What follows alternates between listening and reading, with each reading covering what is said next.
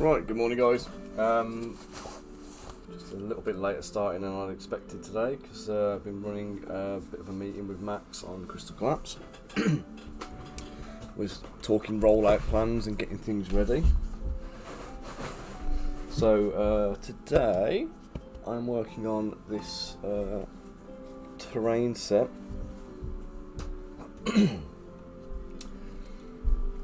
Basically, Crystal Collapse uses a 40mm square grid, and on this 40mm square grid we've got various different elevations. So what I've done here is I've already taken, I believe, the squares.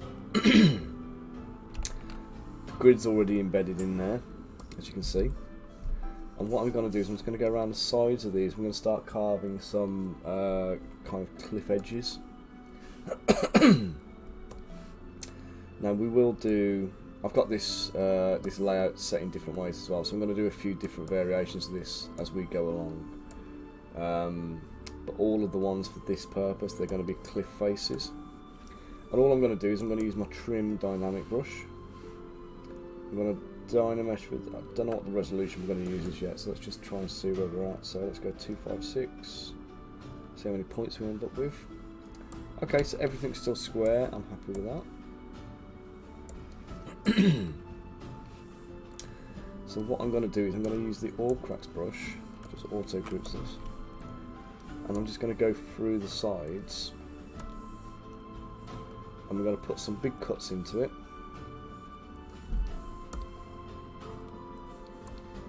Okay.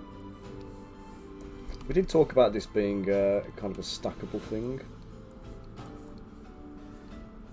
but the more we explored the options, the less stackable became kind of viable.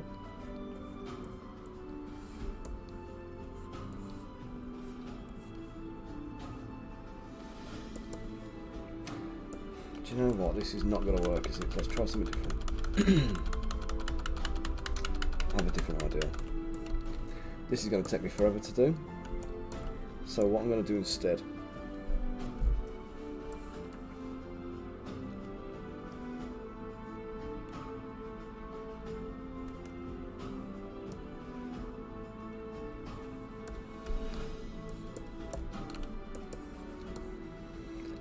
where's my single cube I've appended?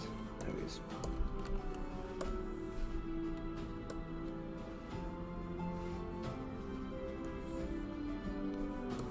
Right, I want to make this as long as the longest edge, which is there. Excuse me. We'll make this as long as the longest edge, and I'm going to make it as high as the tallest block.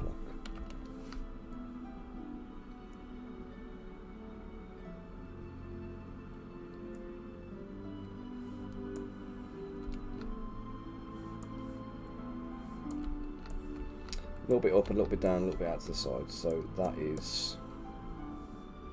So the longest piece we've got here is five blocks long. Hopefully, this should speed up the creation process quite significantly.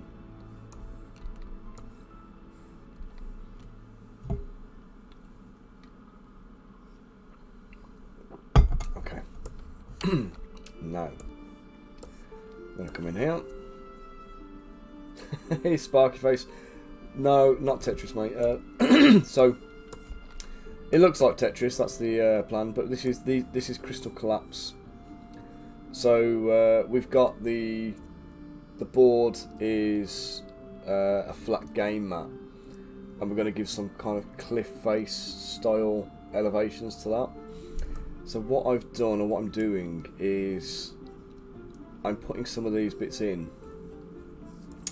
So that we can use them for in the game. Now, that one's got to change. Oops. Or maybe not. Ah, there it is. Ah, that's why it's like that. Okay. I thought it was a bit unusable in that state. That's fine. So yeah, so what I'm going to do is I'm going to make a texture stamp that I can carve back out of this.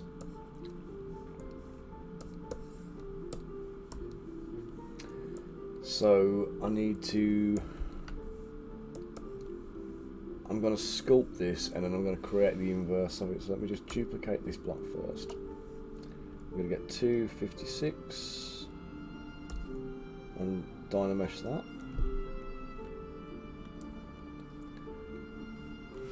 How are you today, Sparky, anyway? Keeping well?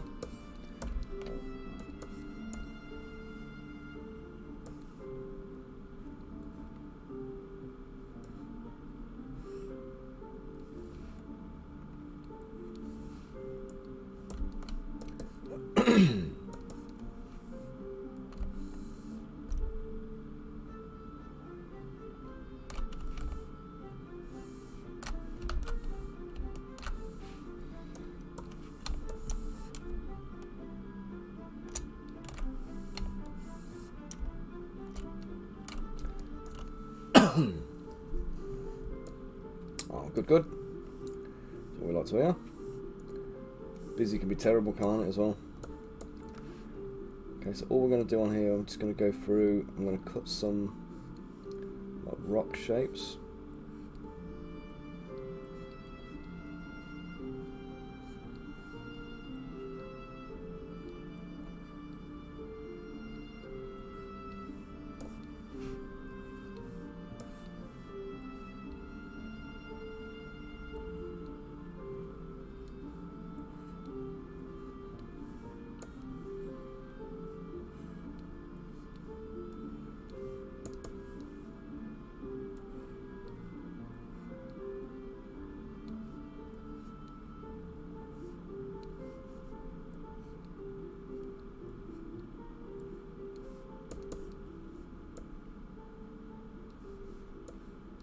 And what we're going to do is, as we get from the bottom to the top, we're going to kind of gradually taper that in. So there's going to be a kind of a slow kind of taper. So the top blocks are going to end up not being quite 40mm diameter. But the base is a 32mm, so we've got a little bit of wiggle room on that anyway.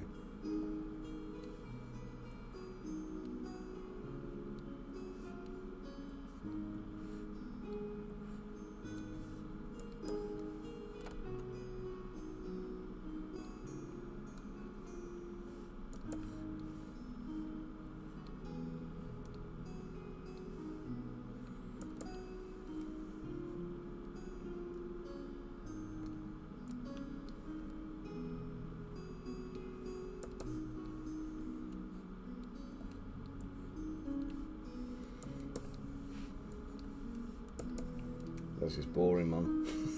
It's tedious, the sculpting. Well, I don't want to do any repetition across the design.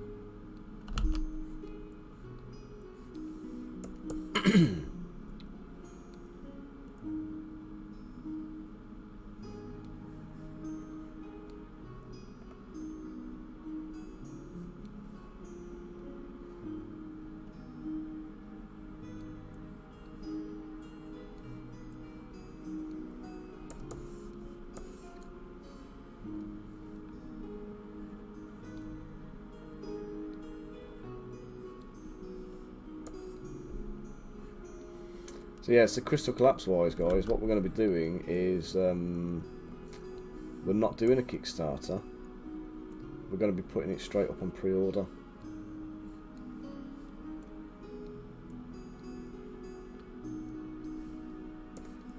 So straight to pre-order with the minis. So we're going to be doing single player faction sets. And we'll be doing 2-player starter sets. I'm going to do objective packs. And we're going to be doing a mercenary of the month. So if I finish this today, which I think is unlikely, I might be sculpting the new mercenary, or the first mercenary. So the mercenaries, what we're going to do is we're going to do our little homage to some of our favourite anime series and JRPG games. So we're going to bring our own versions of these kind of like, you know, well-loved classics.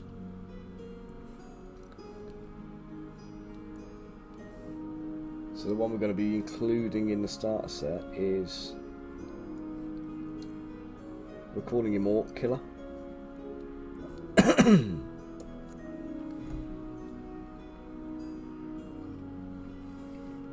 Or maybe Grot Killer, or Hob Killer maybe.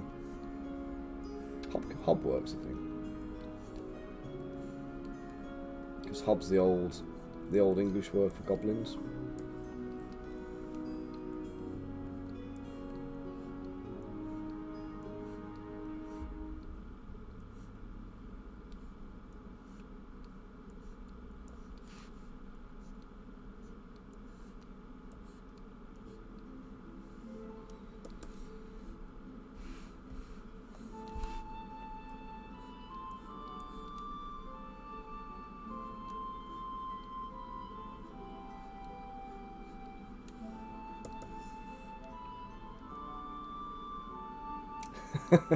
Kind of, yeah. Do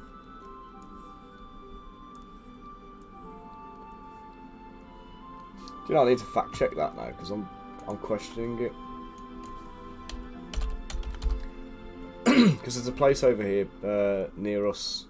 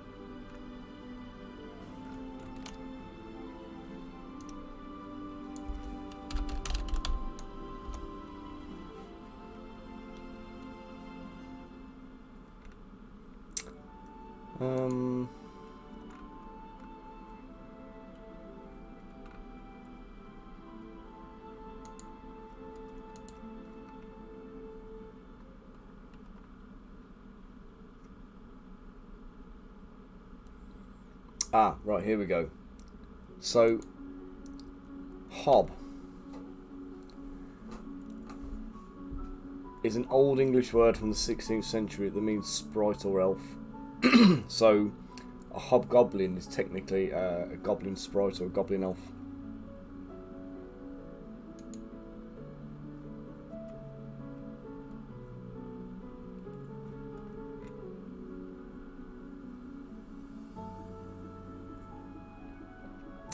Comes from the Greek word kobolos, which means rogue. So it could be rogue goblin as well.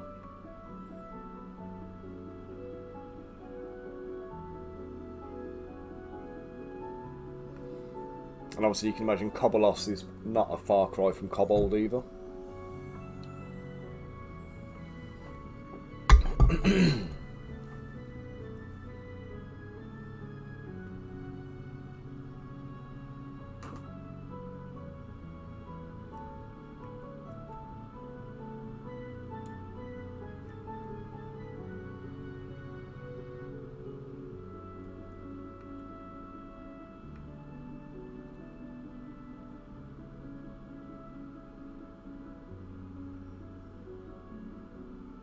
Oh, there's also a suggestion here that the hob being what you cook on in your kitchen, part of your stove or hearth. So a hobgoblin is a house goblin or house elf.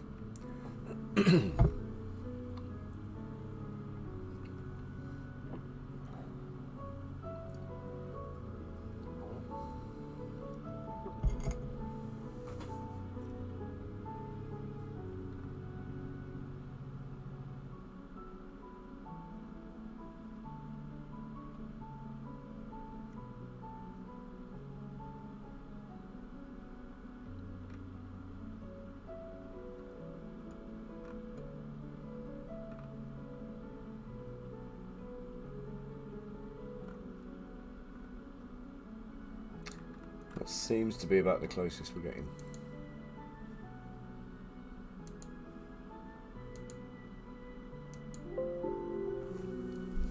Okay, let's carry on with this. And so yeah, so there's a place near us called Hobbs Moat, and I like to think it's because there was a little goblin encampment or something once upon a time.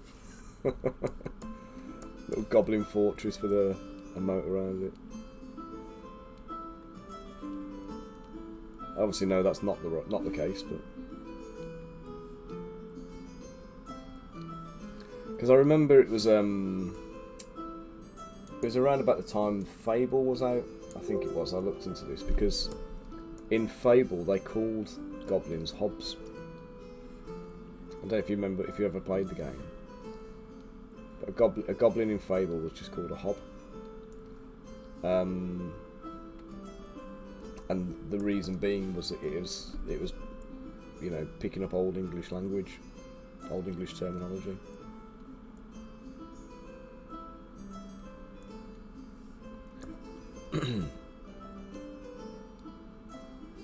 I don't think I'm going to have many of these are going to come up to the very, very, very top, because whenever we start a new elevation on top of an existing level, I'm going to start this from the bottom rather than going all the way up.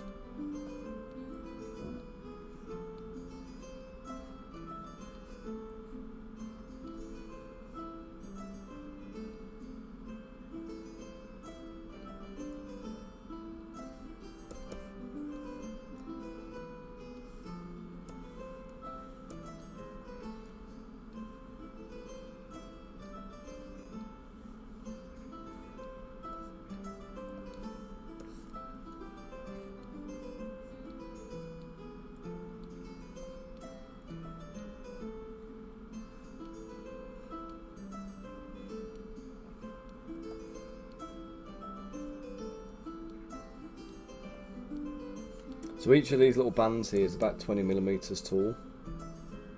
So I've just got to bear that in mind when I'm detailing and texturing these. I don't want too much. This is supposed to just be a kind of a simple kind of cliff face. I know I'm really complicating it by doing all of this, but it's stylising it in a kind of a JRPG aesthetic is the point. So it's not. We don't want this to be kind of a realistic kind of. You know, I'm not looking for realism. Not even remotely.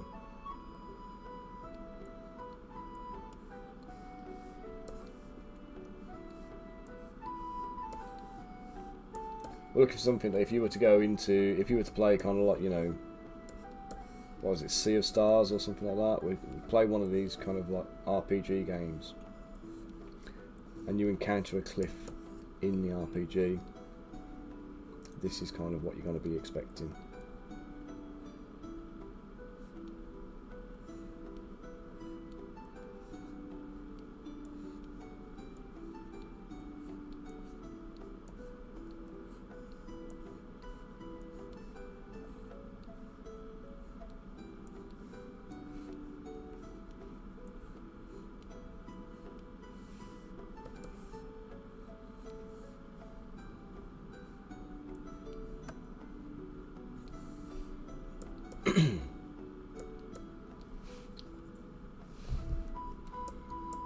So what I need to do here, really, I think, is push back.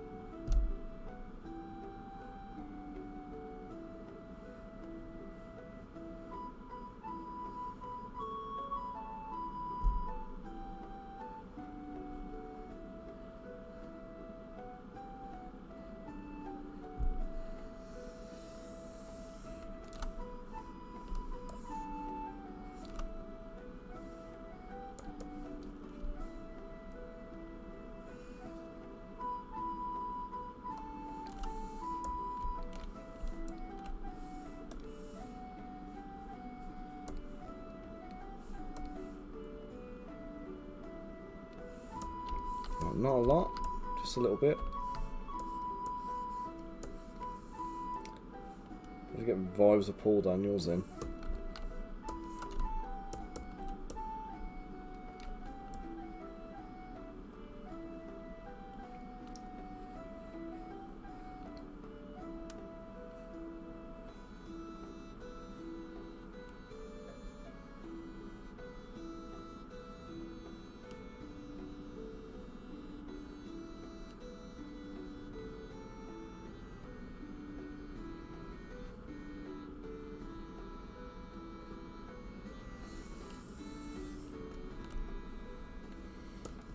Where's the bit I screwed up then? This bit.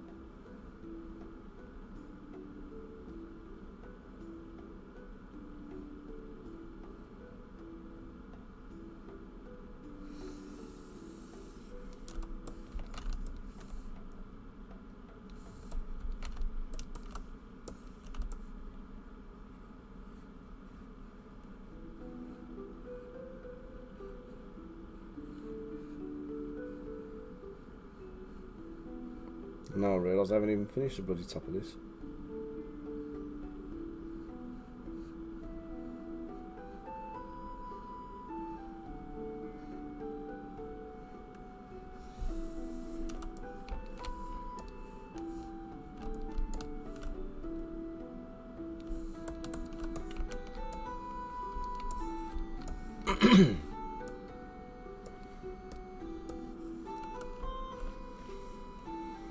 Okay, now to start carving in some shapes.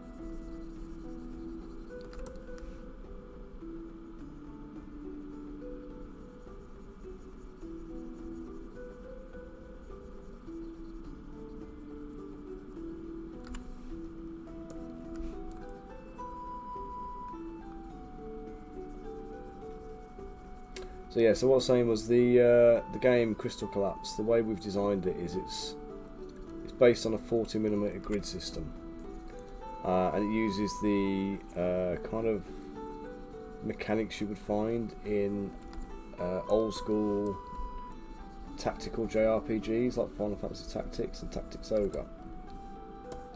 So basically what we want to kind of deliver is, or what we are delivering, is a game that makes use of strategic placement of your character. So when you move your character, the facing and the elevation of the character are going to be critically important. So you want your character to be ideally on a higher elevation for maximum attack benefit, but also protection.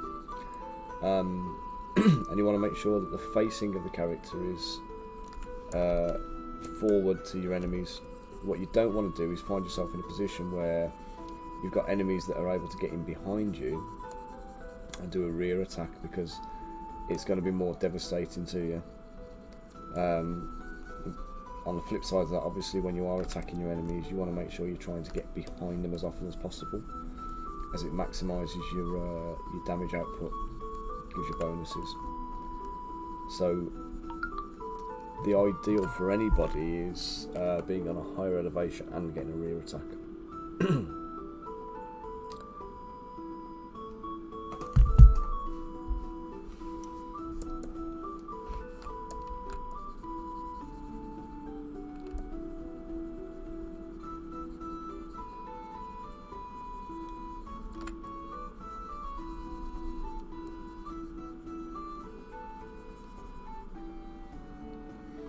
What I'll do is I'll do my usual trick. I'm going to kind of go through all of this. I'm going to sculpt some of this in.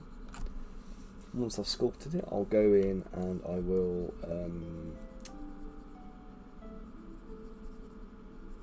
do a Dynamesh with surface polishing. I'll smooth everything out, and then I'll go in and I'll refine all of the shapes using the trim dynamic and the H polish tools.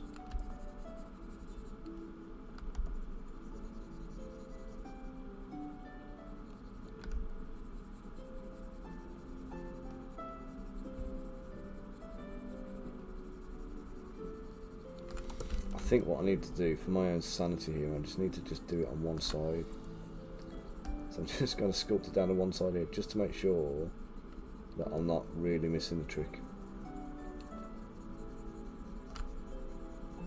I feel fairly confident in what I'm doing.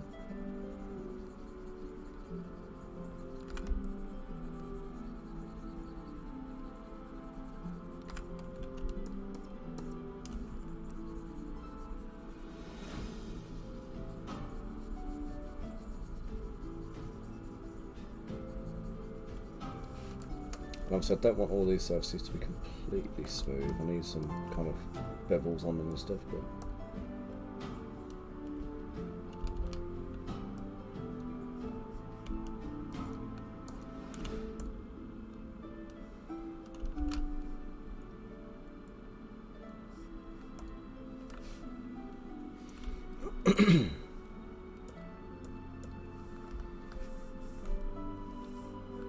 so let me just finish this one side.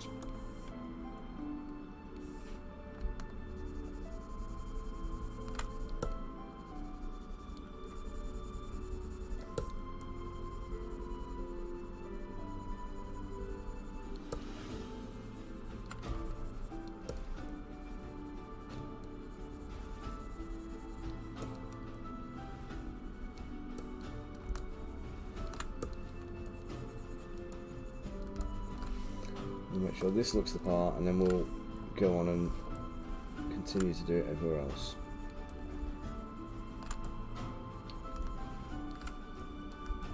It's like the whole thing, you know, when you're about to use a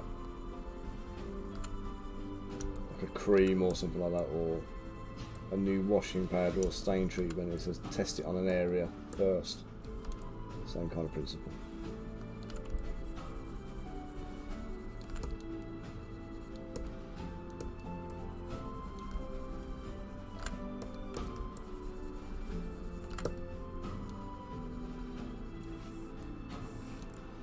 Hey Rosie, how we doing, dude? Just doing some terrain for Crystal Collapse today, mate.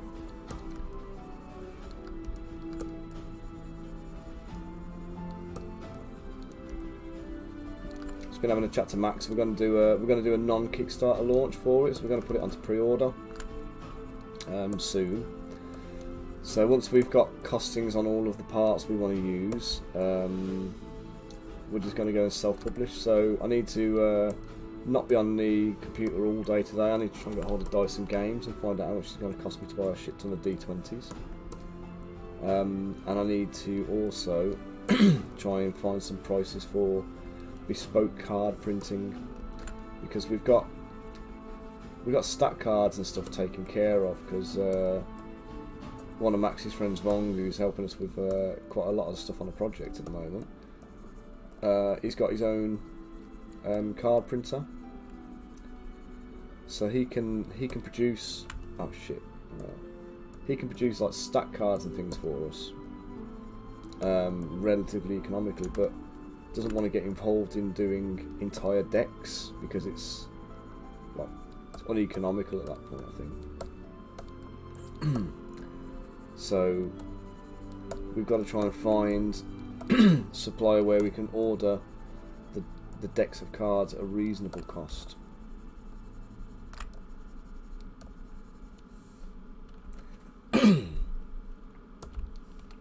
Oh, you got yourself a card printer too? Oh, that's worth knowing, mate.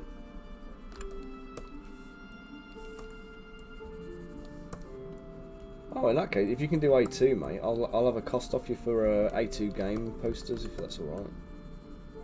I think you could pull something together for me if I send you the artwork.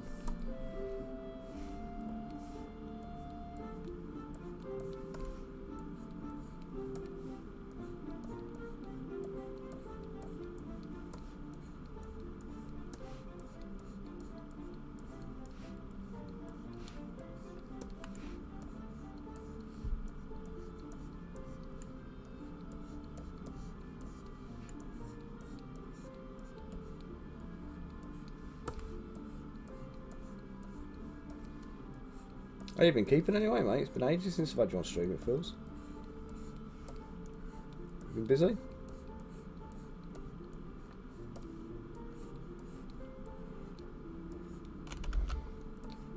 Oh, we had a new guy on stream the other day, and I need to hook you up with him because the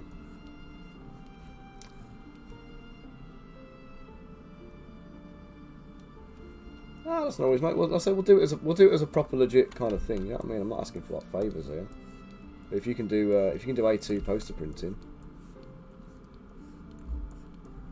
can you do cutting as well? Because if we're like token sheets by any chance.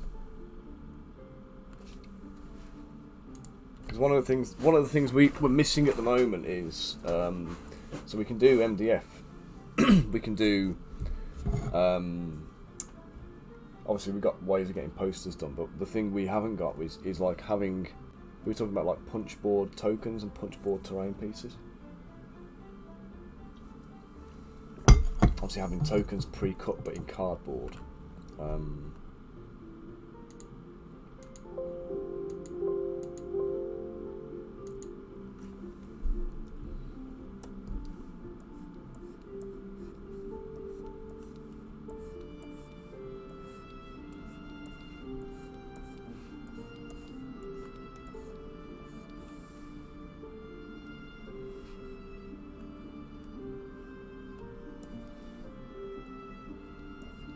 Yeah, so we need somebody who can do some, like, say, cut tokens for us. So if you know anybody and you can hook us up, mate, that'd be much appreciated. I'll square you away with a couple of sets of the minis so you can get a game in yourself.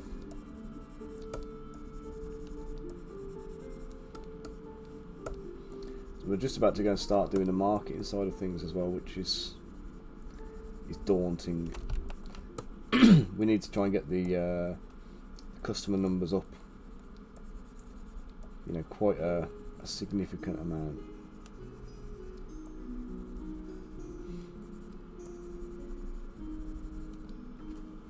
Sweet, mate.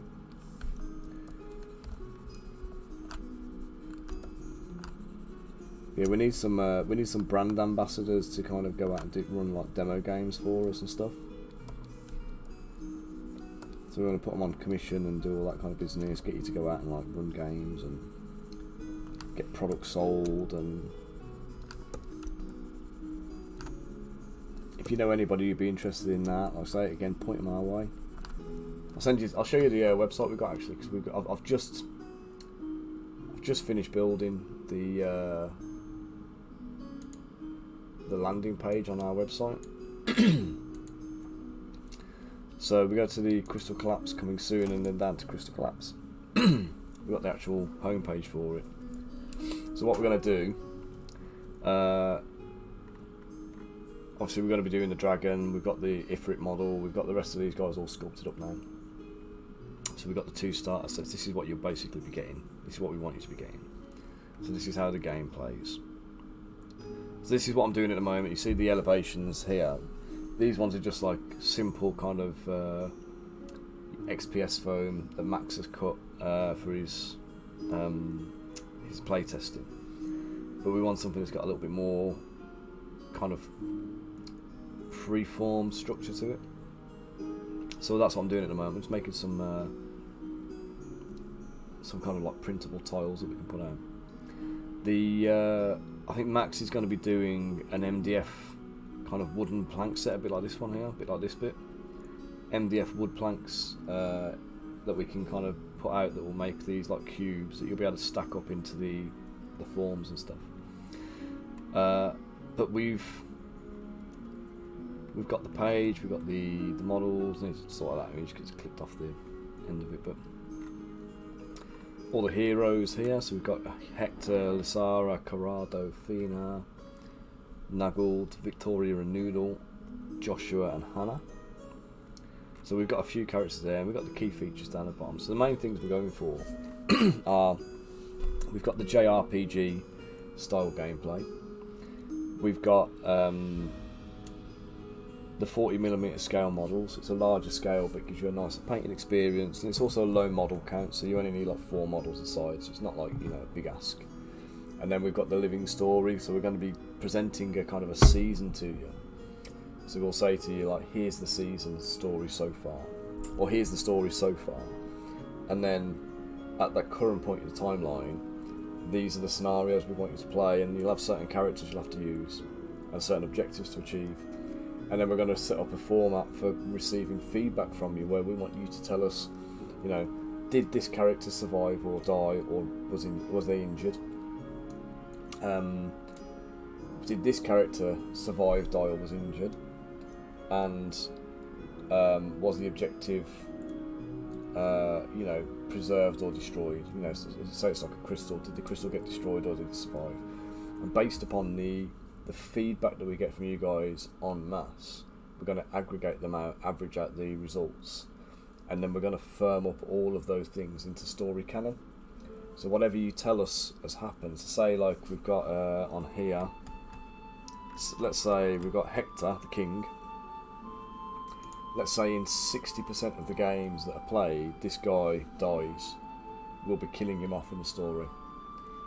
Corrado gets mortally wounded, or gets seriously wounded 45% of the time. We might decide that he's going to end up with like a long-term injury.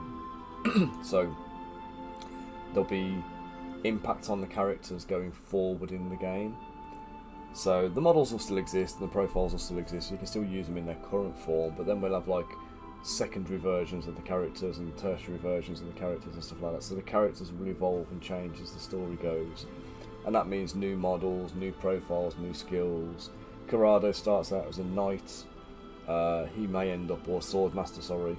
He may then end up as a dark knight, or as a paladin, or even a ranger. He may learn some magic and become a red mage or something like that. So there's loads of different ways the story can go, but it's all going to depend upon the results that you guys feed back to us. So what we want to be doing is trying to build up a following on the game, so we can kind of get as many people involved into that live story. We're going to be doing Mercenary of the Month as well. So Mercenary of the Month will be a miniature that you have no idea what it's going to be, but it's going to be kind of like a little homage to a you know, a real live thing. We're going to be giving away the first one here as a free exclusive miniature, and it's our version of Goblin Slayer. We're going to call him like Hob Killer or something like that. So yeah, if you want the models, you can sign up for the mailing list, get the first one, and then we'll say, like, you know, actually we're going to be doing more like this. So you'll get things like, you know, you'll get like, you know, Link from Legend of Zelda, from Breath of the Wild or something like that. Maybe you'll get maybe like the Frog Knight from Chrono Trigger. Whatever it might be. Anyway, we haven't decided on what they're all going to be, but we're not going to tell you what they are before they come out. So what we're going to do is we're going to ask everybody who subscribes to keep radio silence on the models and don't show any pictures of them online. And then the next month we'll say, right, now you can show them, now you can talk about it, but don't show anything this month's one. So you'll have the Mercenary of the Month will be a kind of it'll be a subscription only. You won't be able to purchase a one-off. Well, you will be able to kind of sign up for the 1 month and cancel it, but they won't be available in the store, is the point. So the only way you'll get them is by subscribing. And we're not doing anything digitally on this one either. It's all, well, scenery is probably going to be a digital offering, because it's going to be a lot for us to try and, all this stuff I'm doing now, to try and get that printed and in your hands is going to be a tough call. So unless we can get a printing partner on who's going to kind of help us out with, you know, the actual printing side of things in a mass way as well. So, you know, if Bunker turns around and says, "Oh, you know, I'll help you out," unfortunately, I'm not going to be able to kind of. I know he's got a 3D printer, but we're talking about somebody who's got like a print farm with like, you know, 30 of the buggers.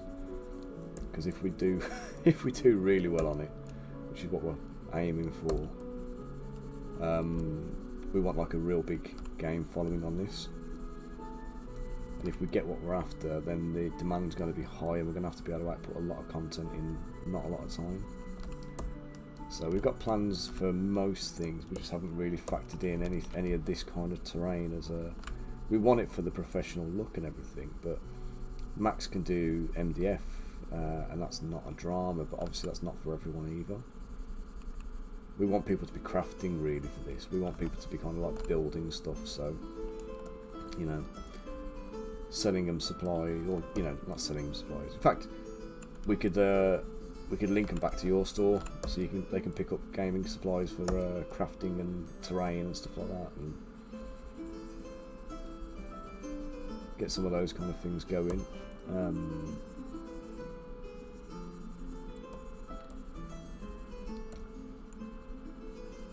Maybe see if we can get some like co-branded stuff going on.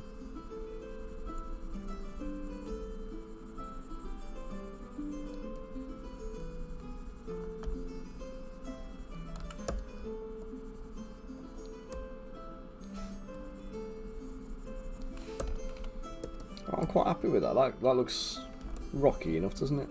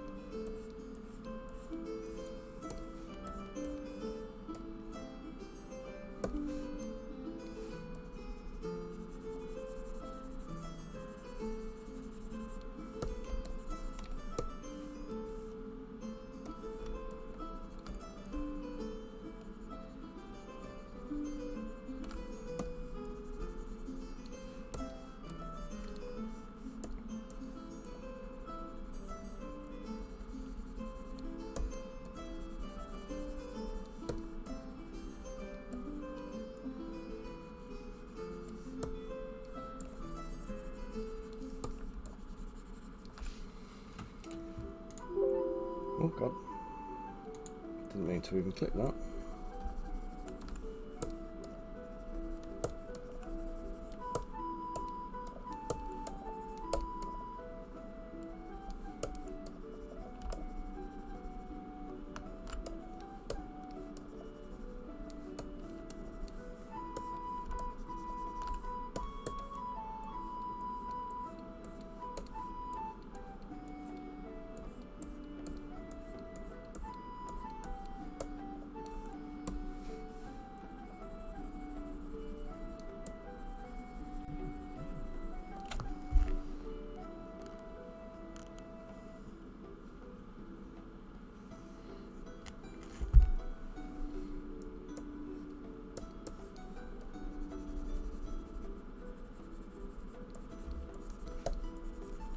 So here all I'm doing is I've cut the shape of the rocks into the surface. I've then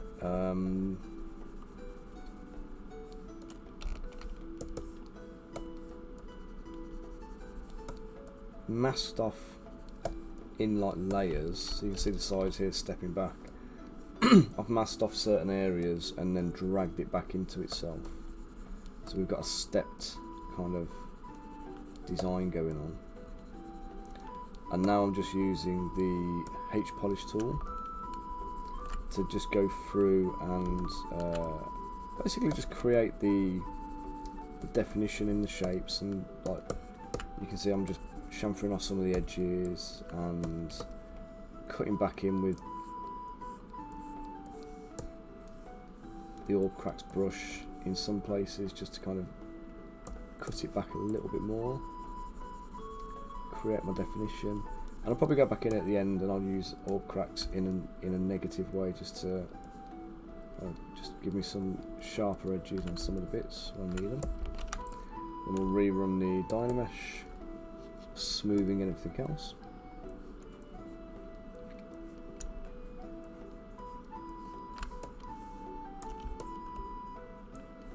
Which hides a multitude of sins. And obviously for what we're doing here, we want a stylised look. If this gets printed in FDM, I don't want it to look completely shit. And if I over texture it, that's what's going to happen. So if it's smooth enough that you can kind of give it a bit of post-processing, then perfect. And ideally we want it to look like, have we got my sample on here?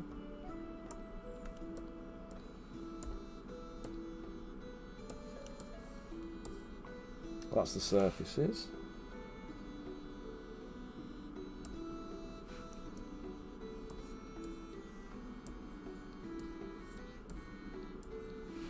There was one where I did a little bit of a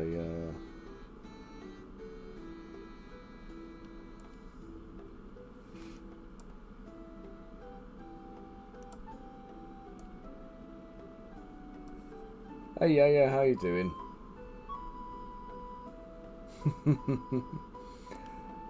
Yeah, I'm streaming for a couple of hours today.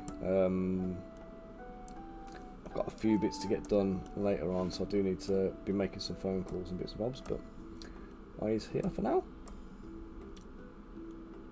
And I've lost the thing I was working on. Ah, that was it.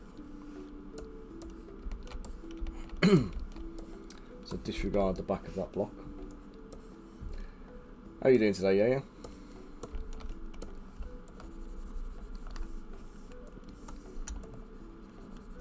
I was going to be streaming tomorrow as well, by the way, guys. That was my plan. That was what I said I was going to be doing. What I neglected was that I got my kids off on teachers training day tomorrow, so I'm not going to be able to kind of get the focus to be able to stream, because I'm going to have these pair mithering me all day. Well, the little one at least. Jacob's off to a birthday party at Legoland, so I say birthday party, it's just his mate's birthday treat. He wants to take him along as a friend.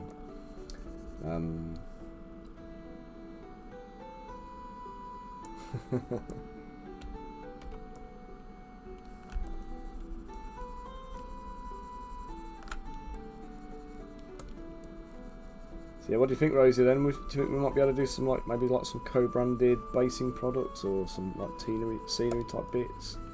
So we'll definitely one way or another we can definitely Nah, you know that's not how it works. Sadly. No, they just have these training days and you get lumped with them, and you have to just figure it out and deal with it yourself, don't you? It's a bit naughty though, isn't it?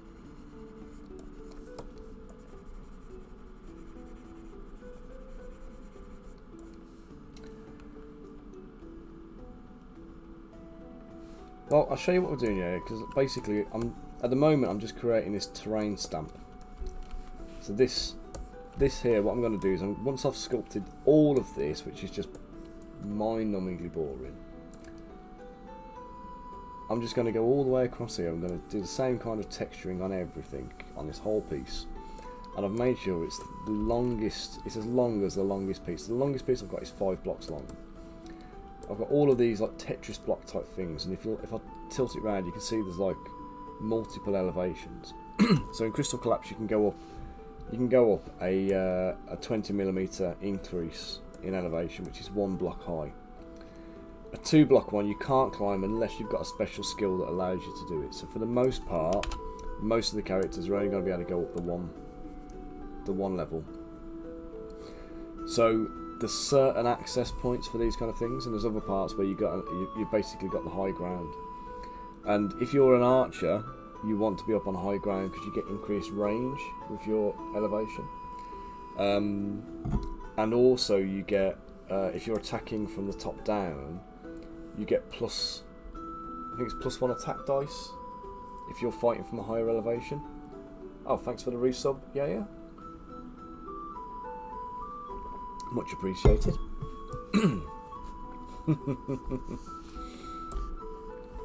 Oh, thank you. Thanks for the lovely comment as well. So yes, basically what we're going to do is I'm going to use this here. I'm going to sculpt in kind of a normal way the scenery. Then I'm going to take another block of the same size and I'm going to boolean it out, so we're going to end up with an inverted version of this as like a texture stamp. And then each of the elevations I'm going to split down, and I'm going to just boolean out this texture stamp from that elevation, which will give me a textured side, and then all I'll have to do is I'll just have to go and just neaten up the corners and just join them all around and make sure everything works fine. But it's going to be a damn sight faster for me to make all of that terrain with a uniformed theme, and this is boring the piss out of me already, if I'm honest.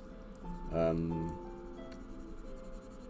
to sculpt and polish all this bloody rock face, and I'm like, what, a third of the way through, if that. So I don't want to be doing this on every single piece and every single elevation. That's just going to, like, you know, it's going to drive me to despair, that is.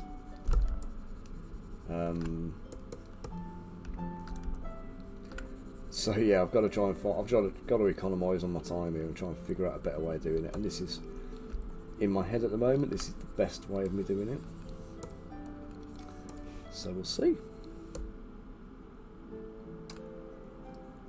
Yeah, they just stand loose next to each other. The idea being, originally we were talking about having these things stack up, but if we stack them, we could only keep the sides completely square, because you wouldn't be able to kind of put anything up next to each other. You wouldn't be able to have any kind of, you know, things. So the idea being, you'll take a shape like one of these, and there's plenty of shapes there. The average game board is like A2 sized that we're working with, because we're working on like A2 posters, and I think it's like 9 squares deep by like 13 squares long or something like that. So it's not a huge space.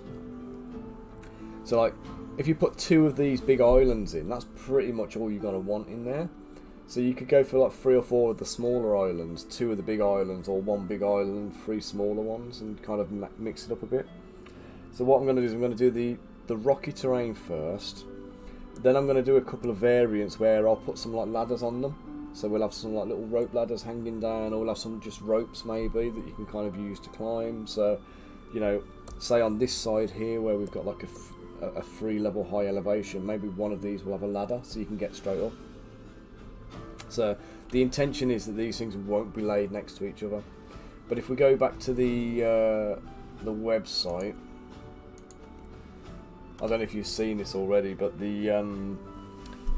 this is what we're going to be putting into the starter box. So we'll basically get the profile cards for the characters. We've got a couple of decks of cards. We've got some D20 dice, some tokens, a rule book, and then the game box.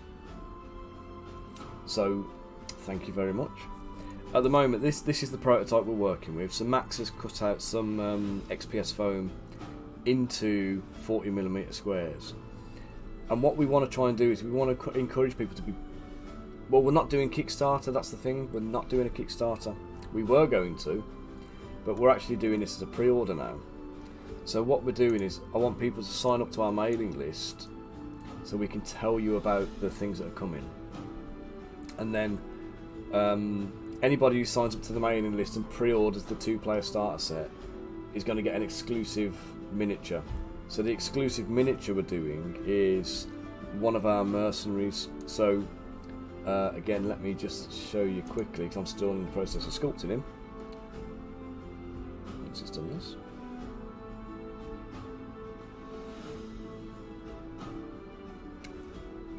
Come on.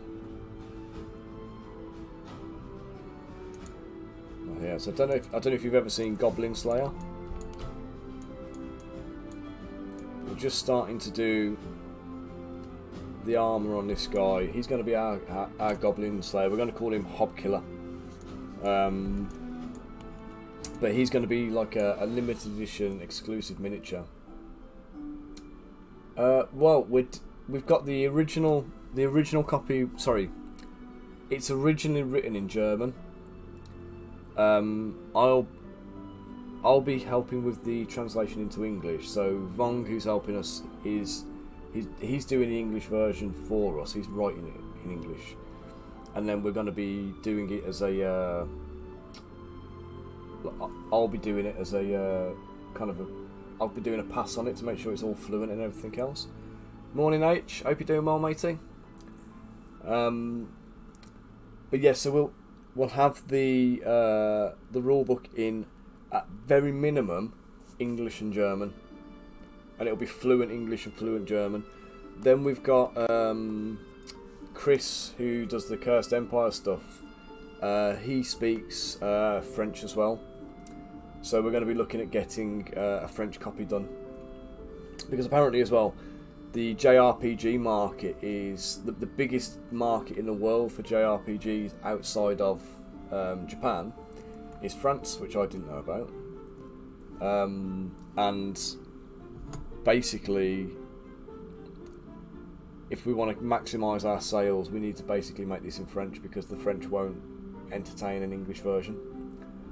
So we've got at least 3 different languages that we're looking to make it available in. So if there's other languages, are you from the Netherlands, yeah, if I remember rightly, or who somebody is, aren't they? I can't remember who.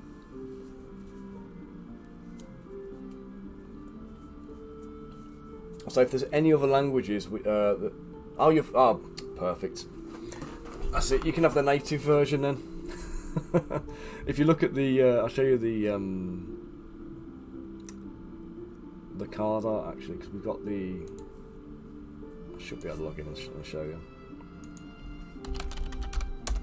Just as a little quick. I'll go away.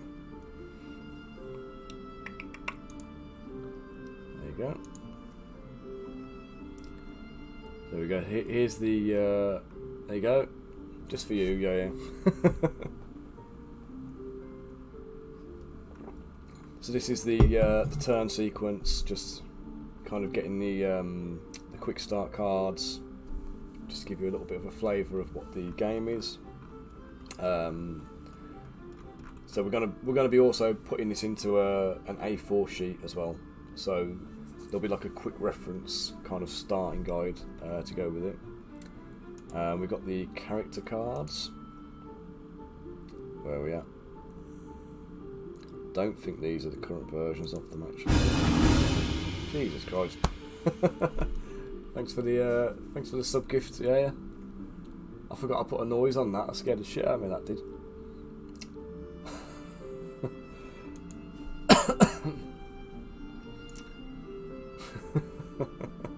Yeah, I wasn't prepared for that. So yeah, so we've got the this is not the current version of the cards. These have been changed quite significantly actually, and I'd probably better for me to show you them on the email that Max sent me, or not the email, sorry, the.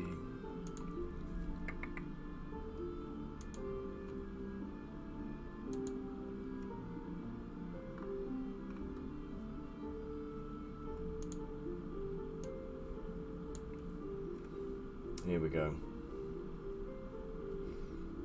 So these are the, again, German editions of the cards, because Max is German, Vong's German. They both speak great English, but obviously they're playtesting this game with German gamers, so native versions in German. So we've got Fina, we've got Hannah, Hector, and Joshua, and it's just slow and laggy, so let's stop that, man. So yeah, so what we're going to do is we want people to sign up. We're going to give you the exclusive Goblin Slayer miniature as a freebie if you've already signed up for the mailing list before you when you place your pre-order. So we'll just compare the mailing list with the pre-orders thing and package the models for free. And that includes like the stat card, the profile card to get them. And then what we're also going to do is so the two unique things that we're going to be doing are the living story. So the living story starts with the living story starts with the story up to the point in the current timeline, and then we're going to release a season pack. So in the season pack, you'll have a bunch of miniatures, some scenarios to play, and some objectives, like objective markers, like crystals and treasure chests and things like that. So we'll give you a little pack of stuff, and we want you to play the scenarios. And the scenarios will include certain mandatory characters, and the rest of it's down to you. You can pick who you want. And at the end of the game, what we want you to do is to feed back to us and tell us through like an online form submission who did what. So basically, who died, who got injured, who was what are the objectives achieved by either party, and so on. And then we're going to take all of the responses from those things, we're going to aggregate them out, and we're going to create a kind of a canon story going forward using your results. So in the stories, let's say, like, here's the characters. The example I was given earlier, so let's say the scenario mandatories are Hector and Corrado, and we want Corrado to be defending a crystal that Hector's trying to destroy. So we want to know, did Hector die or live? Did Corrado die or live? Or were either of them like badly injured?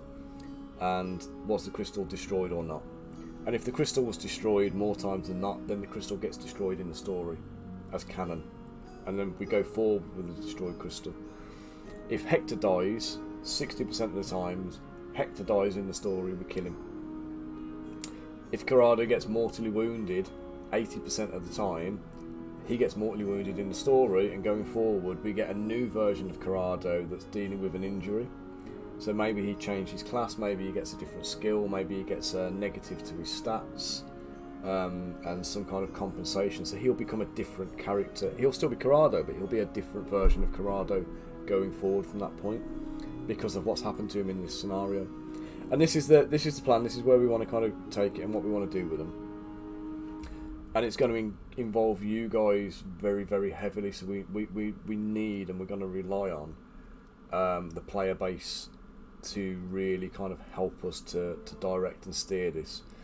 And then the other thing, like I say, we've got the Goblin Hunter, the Goblin Slayer model that we're going to be including as a freebie. He's going to be the first of our mercenaries.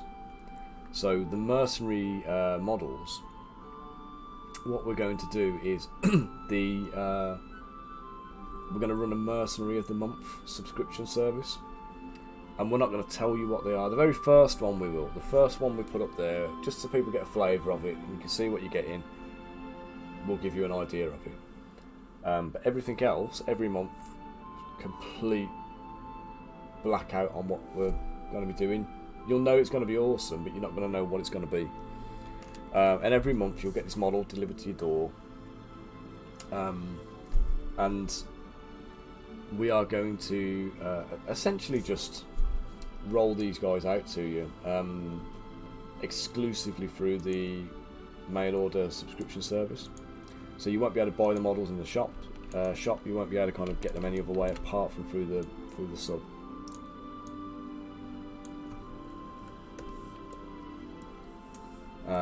And they're all going to be, like I say, a little hat tip to our favourite JRPG characters or anime series, or, you know, something else along those kinds of lines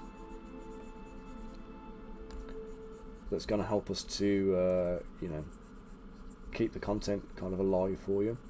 So the model count's low, so we don't want loads and loads of models on the table. 4 aside's fine. But what we do want you to be able to do is to choose your party. So we are starting with you know, an initial release of 8 models. Well, it'll be 9 because there'll be an exclusive with the box plus the extra mercenary, so maybe it's 10 models to start with. And then after those 10, we're going to be kind of growing the collection. So we'll be releasing new faction packs, we'll do the new season releases, we'll have the Mercenary of the Month collections, and obviously as characters change in game, we'll have the updated versions of them. So there'll be multiple versions of certain characters.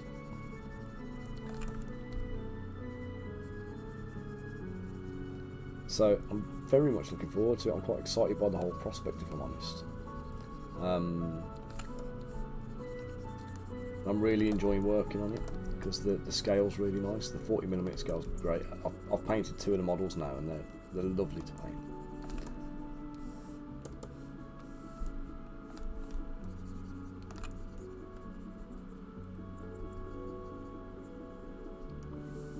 Yeah, we know what we're doing. We're just going to make it happen. The key thing for us, I think, is looking at the numbers. We need about 1,500 people playing the game, minimum, to really kind of like make it grow. to get it to a point of sustainability where it's paying for itself. We need like 1,500 people to be playing it, which is it's going to be tough without a Kickstarter campaign to get those kind of numbers.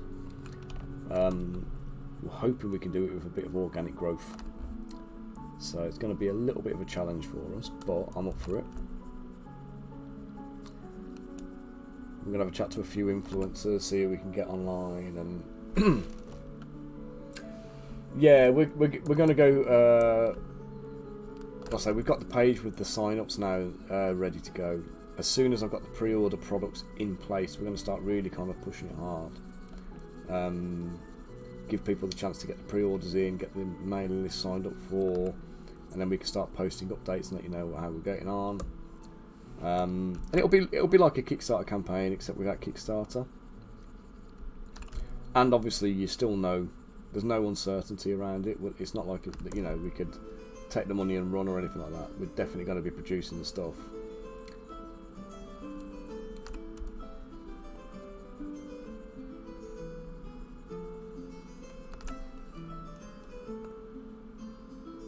Yeah, we've got some nice renders. We're going to be doing, to be honest, because we're selling it as a physical product. We're actually thinking about doing it more as a. We want to show painted models rather than renders wherever we can. So I think Max has got a couple of people doing some painting for him. I need to have a chat to a couple as well. We can get some sample models sent out to people to paint up.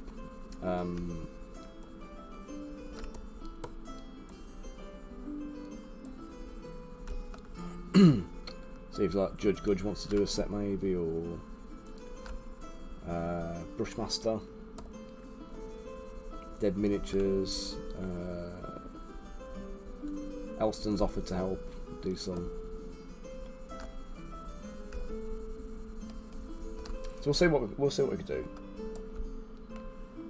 Yeah, well, we're going to show everything. That's the plan. We're going to show photographs of the resin miniatures. We're going to show you painted versions of them. I want to try and get away a little bit from just renders. I don't mind some renders, but we've really got to try and drive the idea that this is a physical product, because we're not going to be selling STLs. We're only selling resin on this. Because I've lost faith in the STL market a little bit.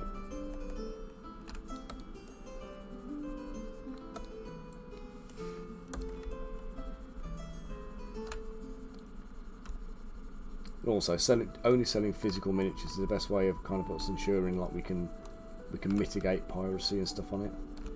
Obviously, we can't stop people kind of like making proxy models or copycatting what we're doing and making stand-ins or whatever, but we're hoping that the I mean, if we get to that point, then I'm quite happy anyway, because it means we're successful. People are knocking off our product and trying to make proxies and copycats and things like that, then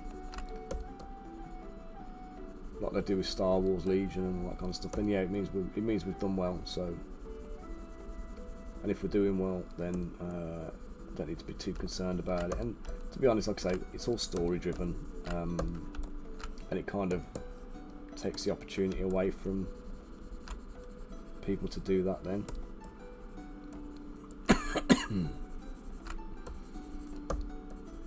Yeah, our key focus is like firmly on like engagement. Making sure that people who are customers and gamers and players of the game kind of stay that way.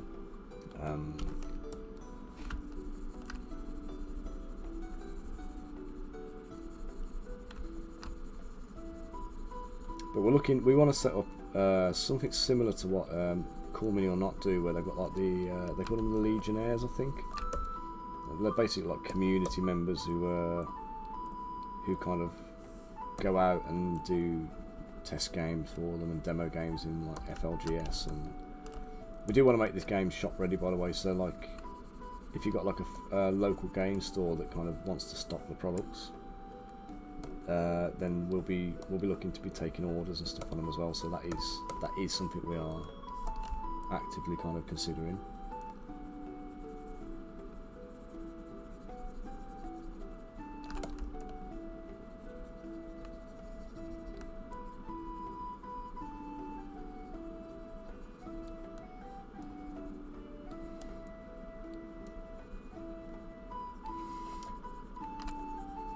But at the same time, if anybody's got any suggestions and they want to see anything about the game, then we can make sure we've got some of that accounted for.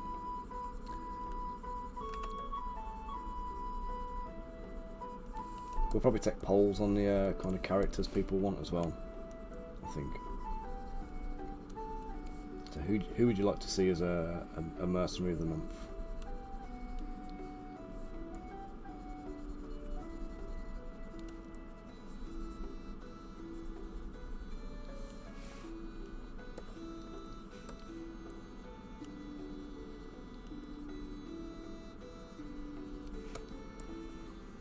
So bored of this. This is so boring.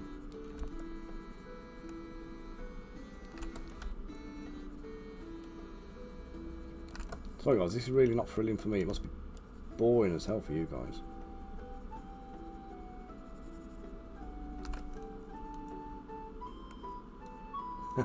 Well, to be honest, the mercenary of the month kind of thing, what we're saying is because we're doing a JRPG type game, we want to use the anime kind of aesthetic. So we're going to offer, let's say the first one will be Goblin Slayer, which obviously you know, an anime series. We'll do some of the Final Fantasy characters probably. Chrono Trigger, Secret of Mana. But in essence, nothing's off the table. So whatever kind of, you know, characters people want to see, we're happy to kind of consider. Obviously, we're not going to tell you when we're doing them. You'll have to subscribe and wait and see what rocks up in the post for you. But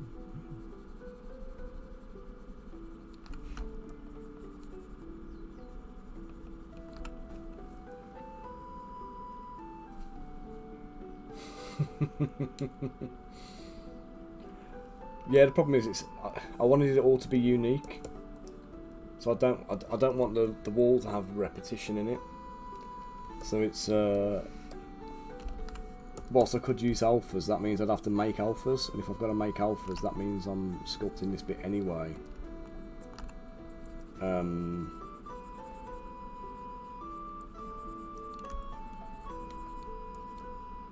So yes, I'm not sure alphas would speed up. I mean, unless I was using like alphas I hadn't made.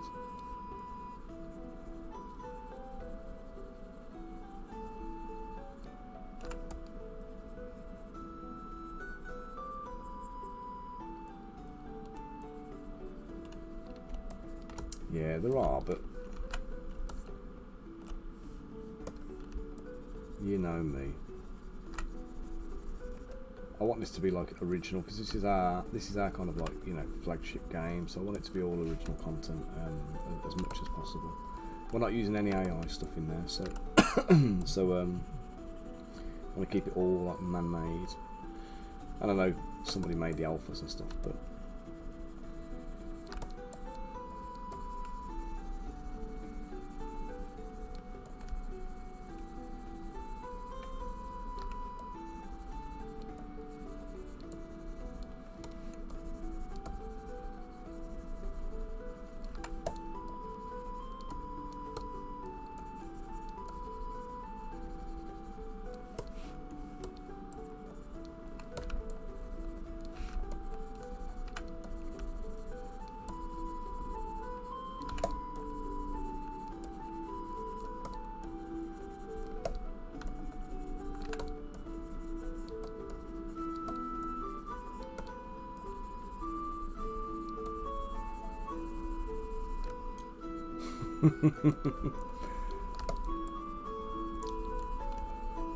no, thank you for the suggestions, I do appreciate it.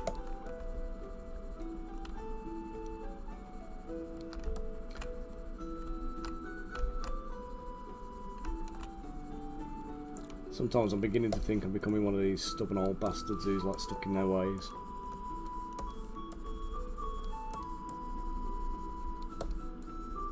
But no, I'm not really. I'm always open to suggestions. I know I'm nearly finished with this is the thing, so anything from this point on. This is, I think, and I don't know if you do the same, yeah, but like for me, it's like I'll sit there and like I'm thinking on the fly, and I know multiple ways of doing something,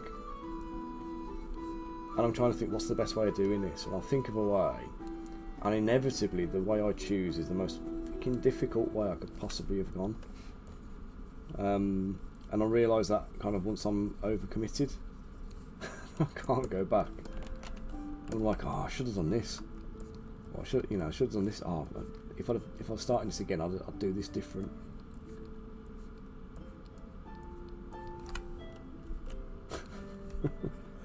It's like, why did I do it? I'm an idiot. Why did I do this? I mean, you hear me say that all the time, don't you? I'm a bloody idiot. Why not?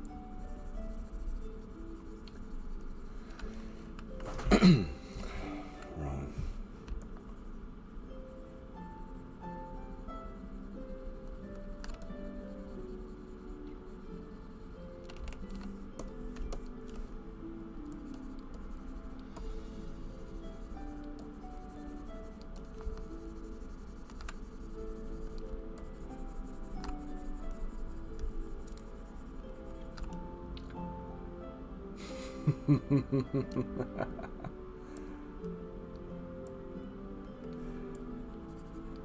The thing is, I think for me now, I know I'm going to get a good result no matter what I do, because I'm going to make sure I do. But it's just how quickly and efficiently I get there. Oh, mate, that's already what I'm thinking. It's chainmail. Every link is hand placed in my chainmail, isn't it? Do you know what I mean? So when I do a dragon, every scale is going to be hand placed too.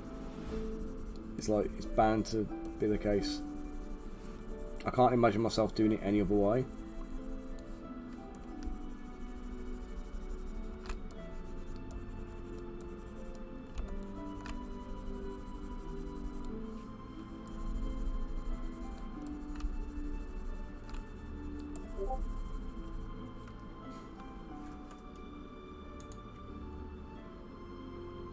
Oh, nice, mate.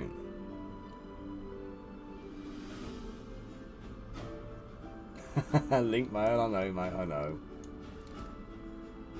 Very nice, yeah.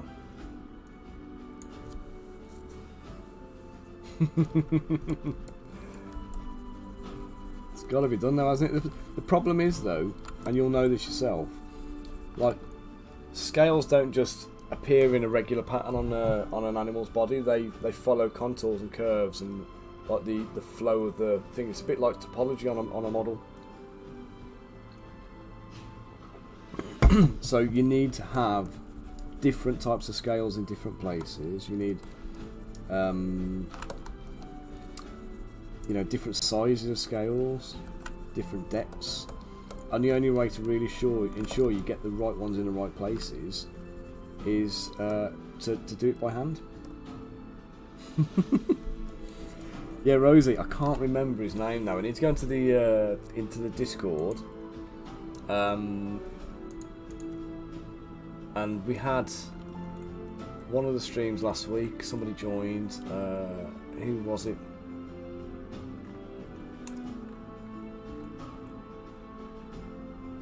Shepherd. Right. Shepherd posted on the. Did he post in the promo channel? Yeah. So check out this guy here, mate. Shepherd Creations on Twitch.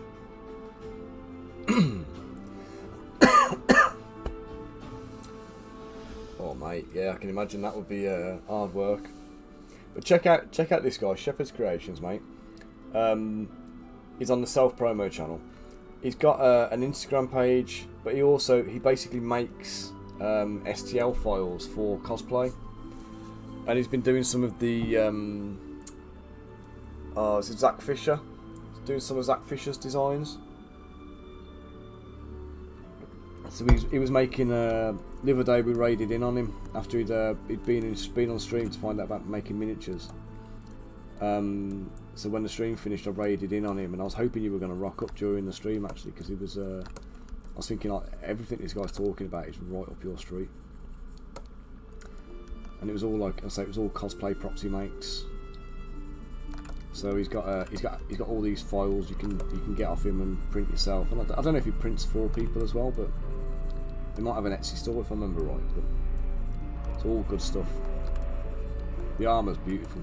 The armour he made was amazing.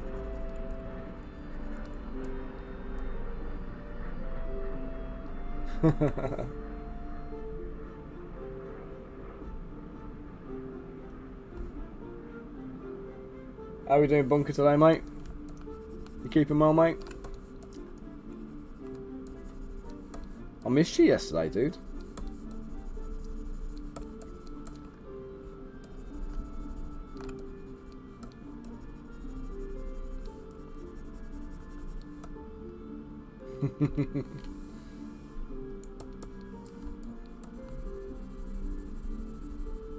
Did you become unbearable or something, Rose?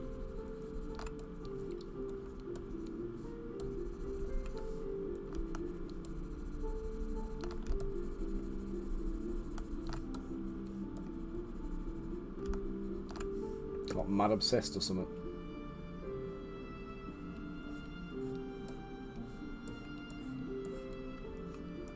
Ah, no dramas, mate.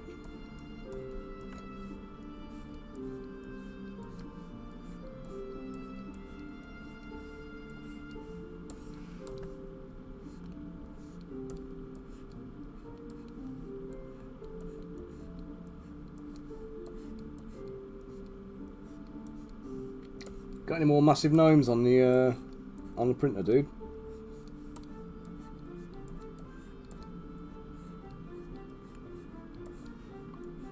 Imagine now that surfing one's done and dusted, that you've got a paint job pending, but you've probably got another one like lined up.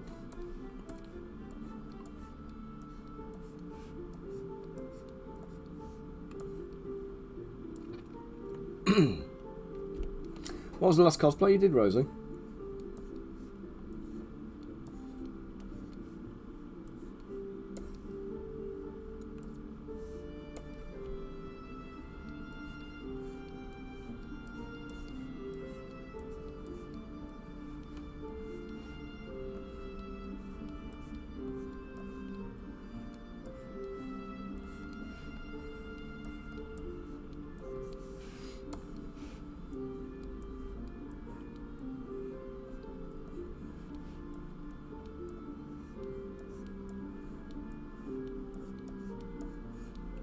In fact, come to think of it, have you ever tried any of the Zach Fisher designs? Tried to make them? I know he sells them with he sells his artwork with licenses for cosplayers to make them, and they're all kind of like World of Warcraft looking.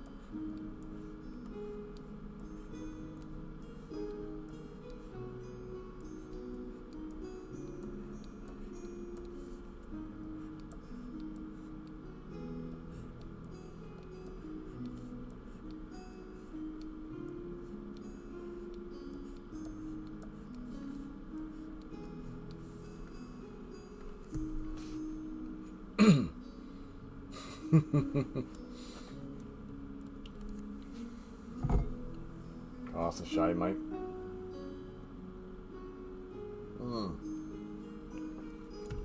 I sent you the artwork for that, didn't I, Rosie?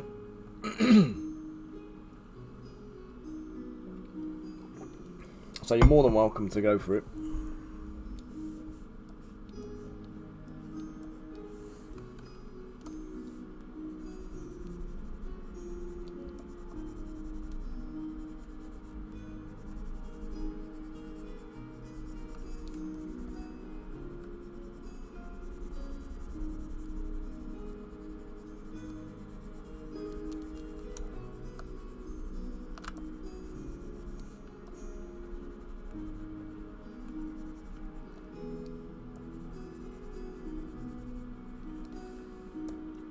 Sweet. Yeah, if you ever want to make it, mate, if you ever want to go ahead, you just feel free.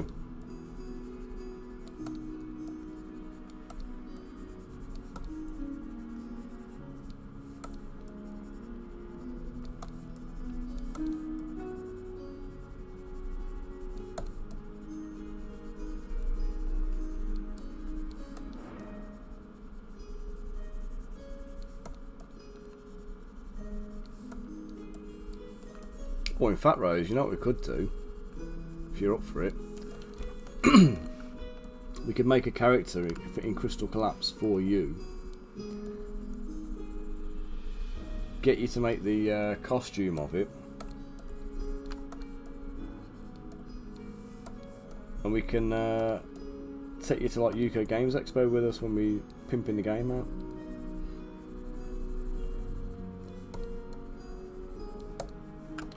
Sort you out with accommodation and transport costs and all that kind of business, and some expenses and things.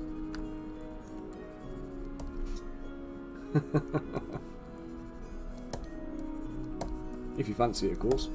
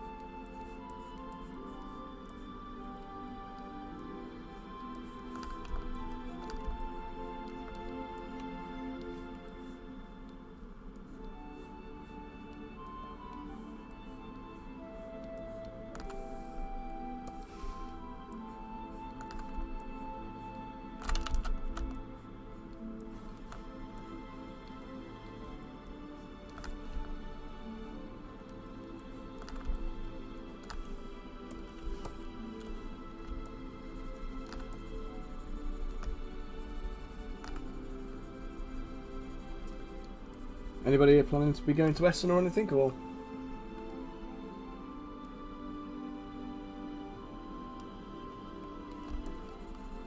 That'd be sweet, mate. If you got any ideas for a character, let me know, and I'll speak to Max about it, and we'll get the rules written in, and make sure you got a player card. In fact, you know what? I need to do a model that is limited edition special for the pre-orders, and that might be a good opportunity to do that. So if you've got any ideas about the character you'd like, then definitely let me know, and I'll make sure we get him written up. We'll get some concept art drawn, we'll get some the model made.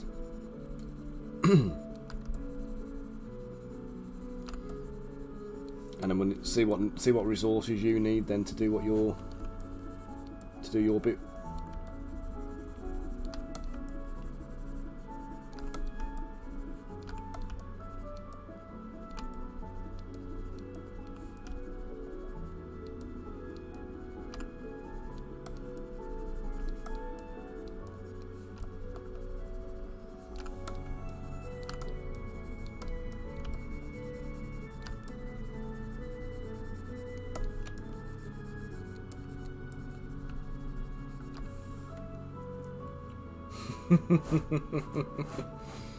Well, we need those kind of characters, mate. We need some bad guys. In fact, I'll tell you what we're looking at the moment, and might kind of float your boat.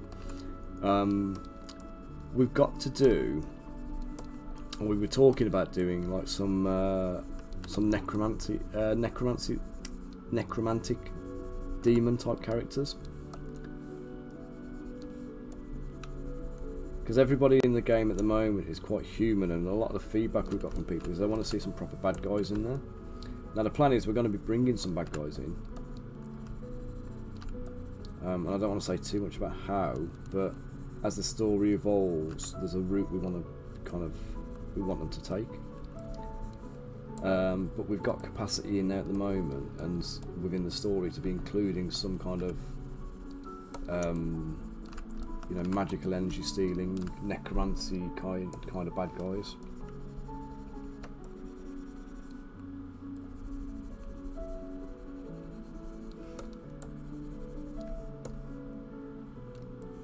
And then also the game's based on things like Final Fantasy, so inspired by things like Final Fantasy. So if you've got any kind of like Final Fantasy type characters that you think of that would fit in there, then we could have a look at that too.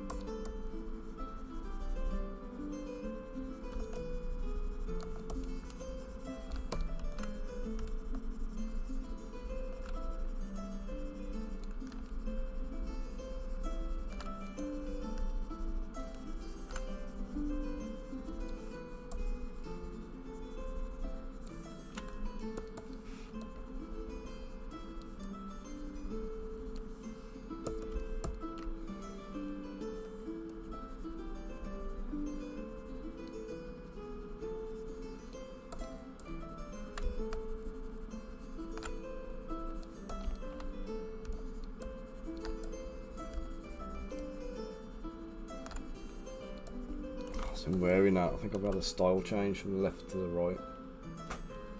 Do you know, I had a feeling you were going to say Valentine, you know. He was one of my favourite characters. Did you ever play Dirge of Zbrush? I actually really like that.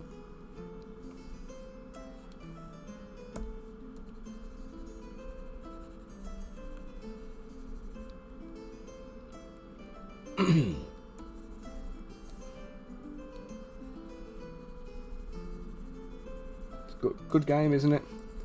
I thought it was a bit underrated as far as like the Final Fantasy series go, but it was kind of a bit more Devil May Cry, if I remember right, wasn't it? It was like a Devil May Cry clone almost.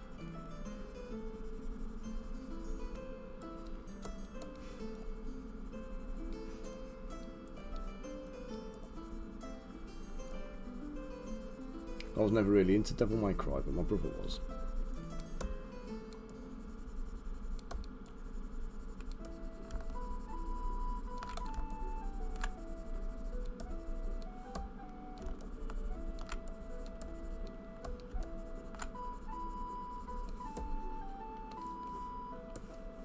Do some of these original jobbers.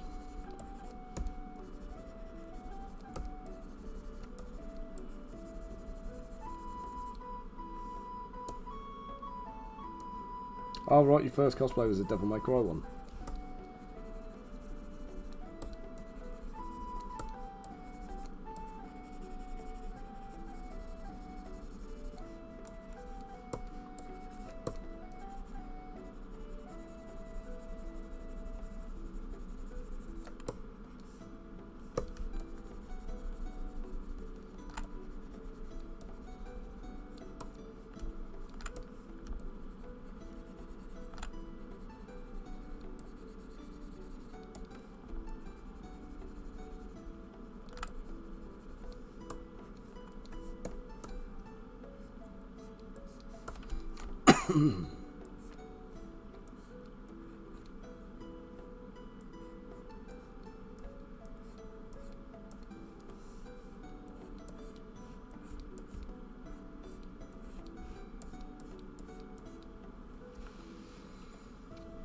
Ow.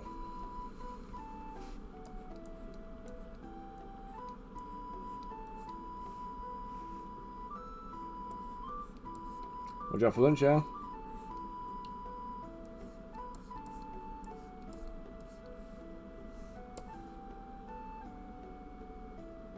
Well, you still got the receipt, or was it just on the cover? No, I haven't gone back to normal dam standards since I've got all cracks, to be honest.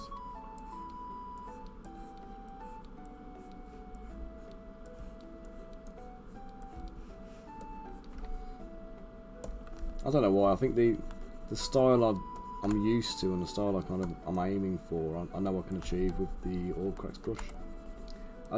It's just a little bit crisper than the dam standard, isn't it? Dam standard's a little bit kind of soft and pinchy.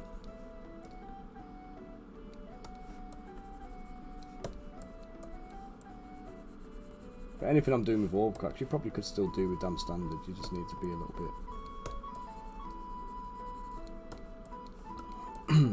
bit mindful. I'll tell you one of the things I have found though is like when you come to do like panel lines on miniatures, to actually make sure they're visible on the model.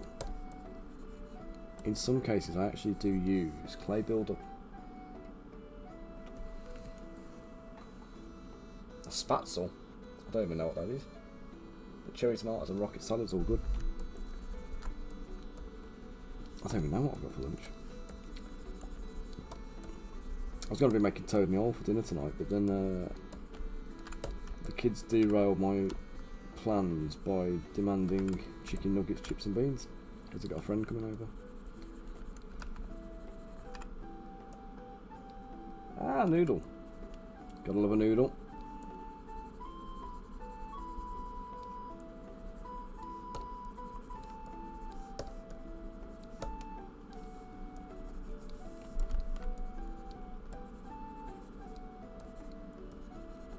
So Rosa, were your chosen cosplay character for Crystal Collapse? Do you think you'll have chainmail on or link mail? Mail. Are you working today, by the way, or you got a quiet one? Because it's unusual to have you in pre-lunch time.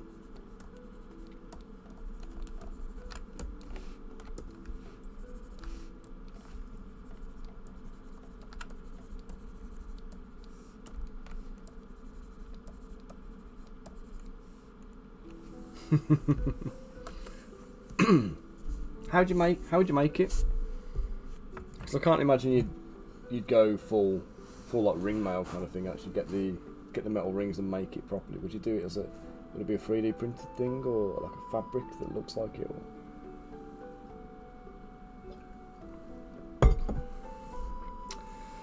What was I after? Like that one. I'm just gonna put a bit of orb rocks detail.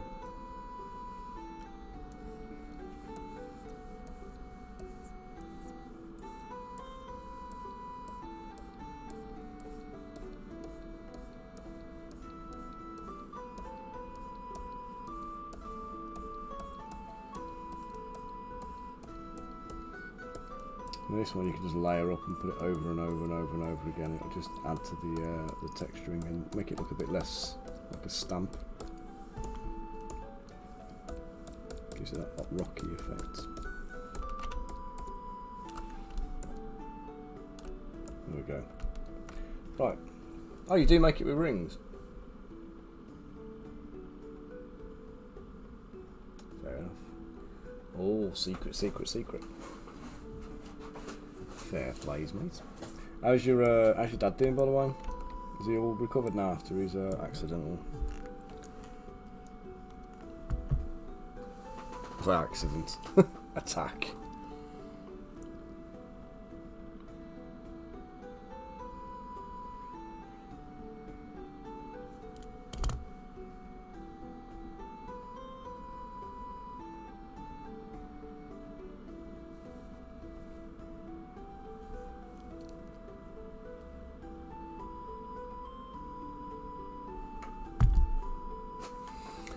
Oh, Mr. Barr, thank you for the like on Facebook this morning.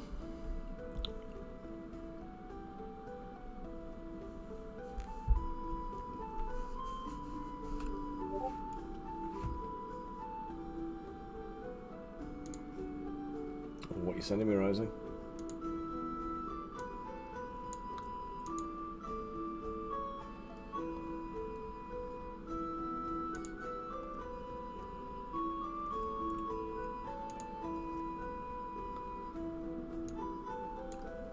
Oh, right, so you've actually got some there. Is this, what, would you just use this again, or if you, did you make this in the first place? Because that's some, like, that is like some real serious attention to detail, isn't it? That's a commitment making that. Right guys, here's what I'm going to do now. This is how I'm going to play this one. We'll see if this works, and I really bloody hope it does. So we're going to get a bit of resolution on here.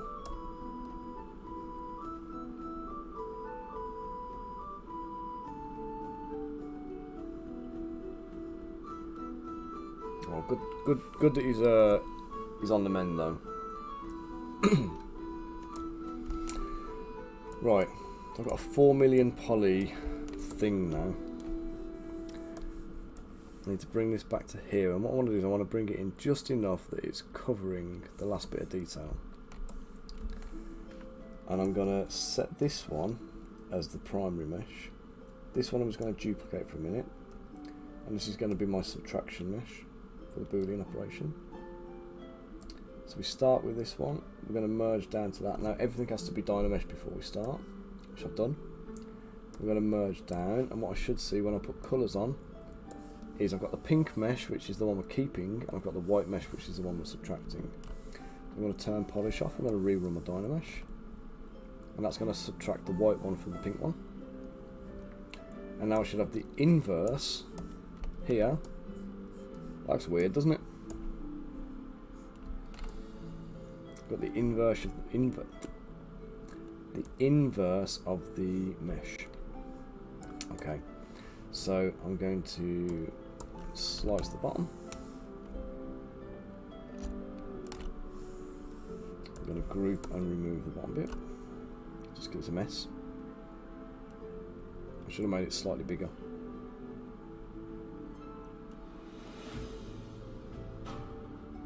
In fact, you know what? I will.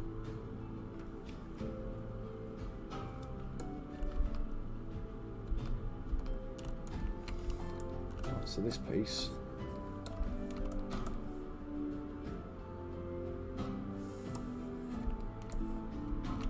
is ever so slightly bigger now, and that's perfect.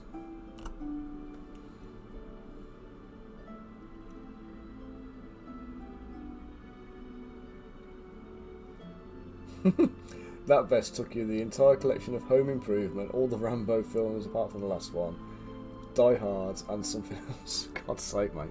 That's a lot of work, isn't it? It looks bloody good, though. You gotta be pleased with it. Okay, right. The plan. Let's see if this bad boy works now. So, let's using this as an example. I'm going to bring this back. I'm going to place it. I need to hide all the ones I'm not working on. Right, 7 is the one.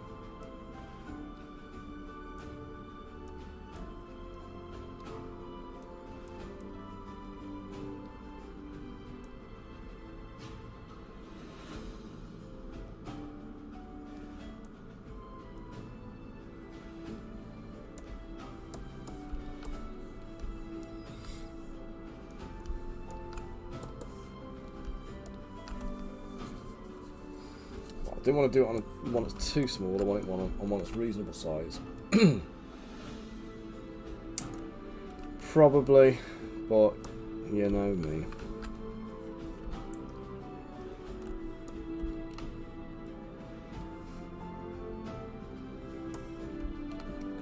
So I need to bring the bottom so it is there like that. So that's the taper we're going to have. So the top's going to be reduced by that much. So Control, Shift and click. Do I click on the item here or in the sub menu?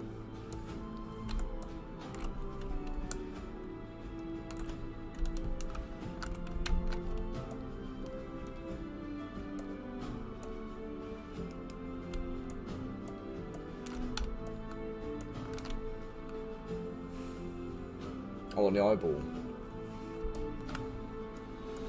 I'll try it on the next one because I just need to get this one booleaned out. So we'll get this in place. Let's bring it up to the one we need. We're going to go Island 7 now. I'm going to duplicate this. I'm going to park it for a minute. Okay, so I need to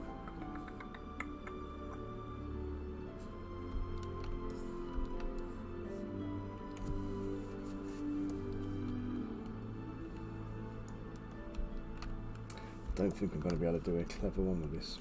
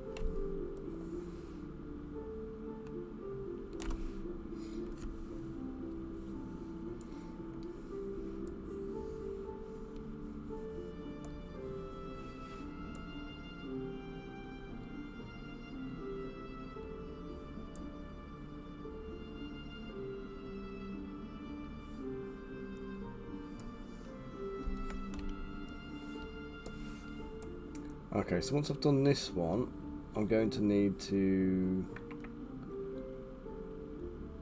In fact, you know, let's move that last one out.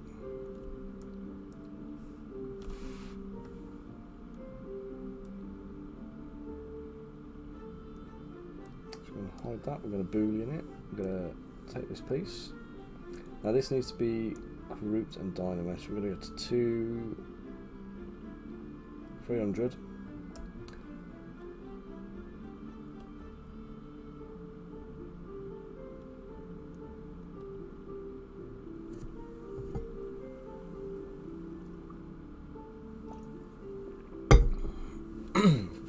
So this is still going to take me a bit of a while to do, but it's still faster than and less tedious than trying to do my original plan, which was physically sculpting everything. Okay, so I'm going to take this piece now. I'm going to merge that down. I still want groups enabled. So I still want to keep these pieces separate so I can isolate them out. And then we're going to dynamesh.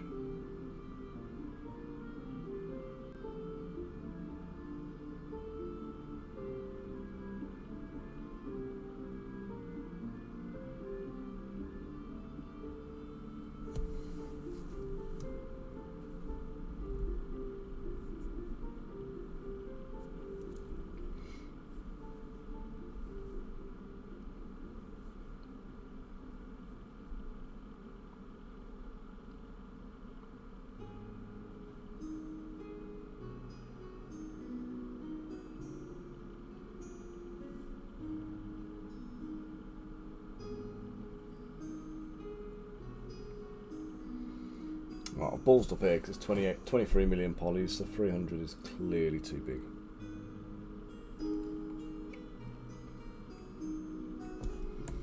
Okay, so here we go. We've got some terrain. I obviously didn't go close enough with these bits because we've got some of the original surface left, but that's fine. I can, oh yes, because I brought some of the sculpting outwards a little bit, but that's fine. I can just texture that bit, that's not a problem. But that has done a pretty decent job, even of the corners actually. So I'm going to have to come in and just update that corner. So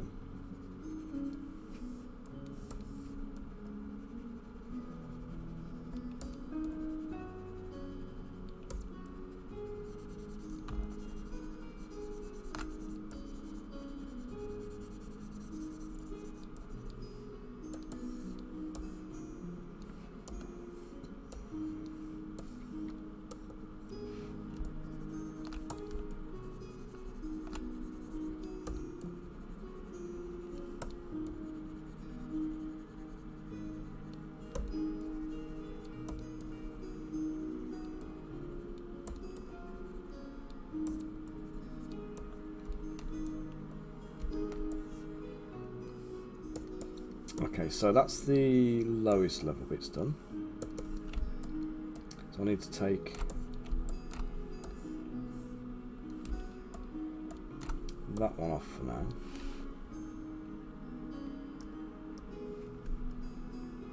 I'm going to bring my stamp again. I'm going to duplicate that stamp.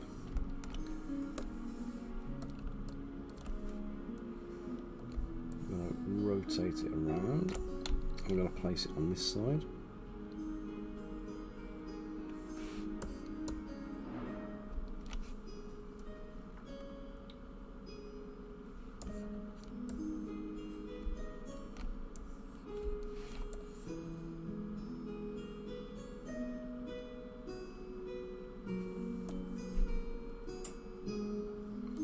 There.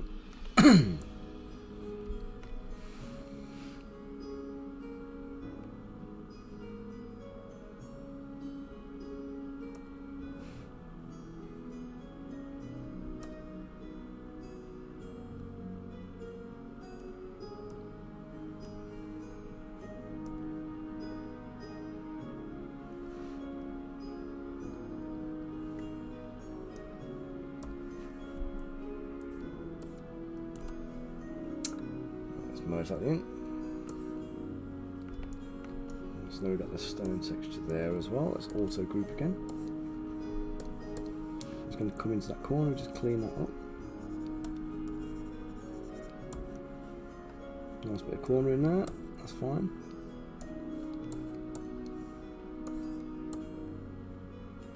Right, now we're getting into tricky bits. So these bits I need to actually I'll do this bit first.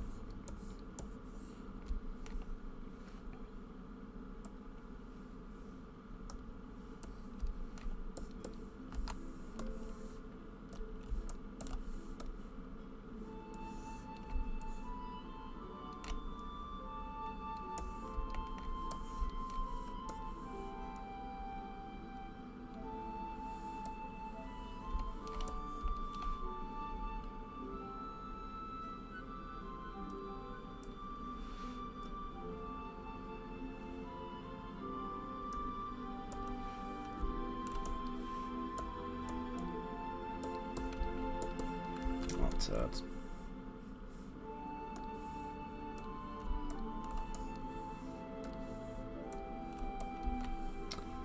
Ah, ball bag.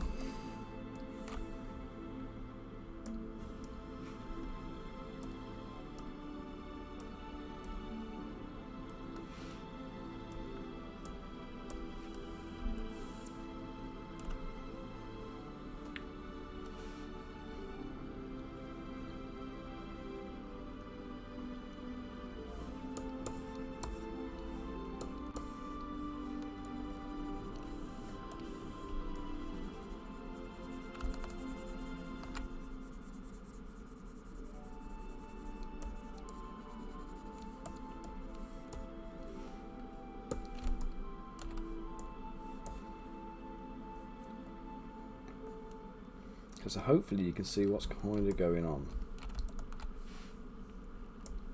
Duplicate that again. I'm going to lift it this time so it's a higher level.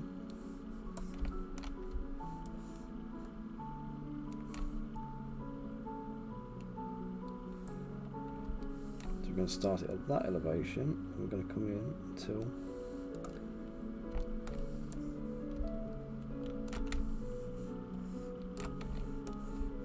you like my way of bullying, isn't that? Is that not how everyone does it? No, it's not. I know I do things weird. This is how I learned to do it, like back at the beginning, before we had like the live boolean thing.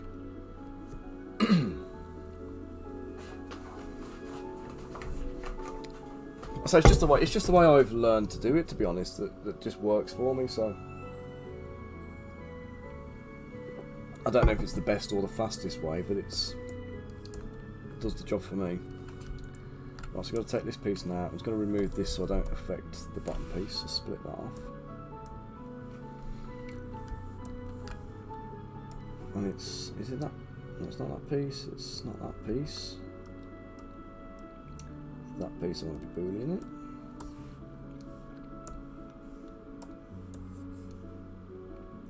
hide that and that.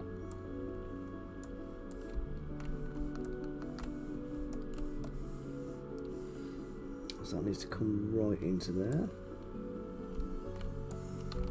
And then the other one just needs to come in just a touch.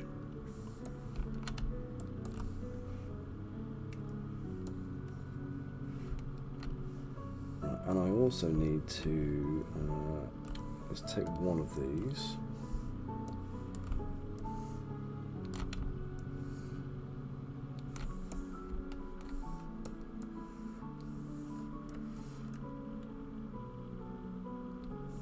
To there.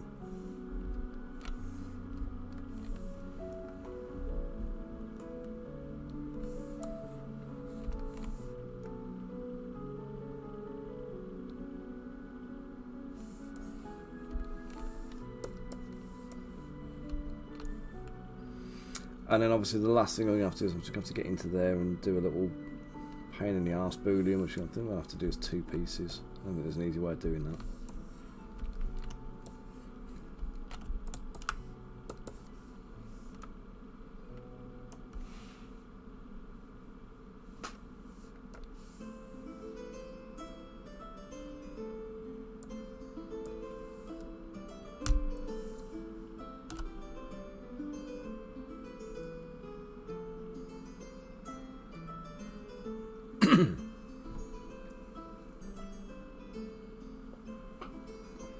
Yeah, the only problem with doing the Dynameshes like this, is you end up having to, you have to commit to it. It doesn't give you any room to kind of go back and edit it and tweak it, so you do it and then you're done. So if you want to go back and have a bit of fine control over it, you don't really have that option. But as I'm sure you can imagine, that's not for me. I need to get things finished, so like leaving the ability to like linger around and come back and tweak it later is not really something I need or want. So I'm kind of happy with how it works out mostly. It's going to come down here, just auto group again.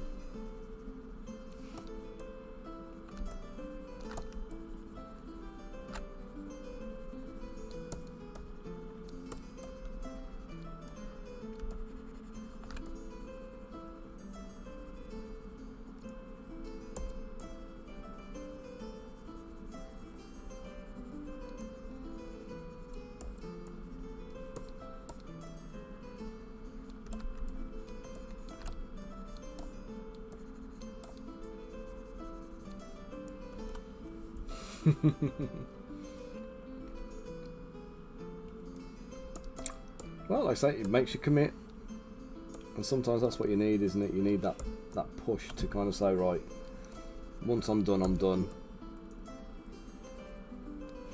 I tend to keep the like the removable, like I've done here with this one. I tend to clone that before I go in and start, because obviously there's always a chance it's going to screw up and you're going to need to edit it and tweak it or whatever else, or reuse the mesh. But okay, so how's this looking now? So we've got 1, 2, 3. Let's remove my thing. So aside from the top there, actually let's take the colour off. I'm pretty happy with that. That's kind of what I need. Right, that bit needs adjusting, but I kind of knew it would.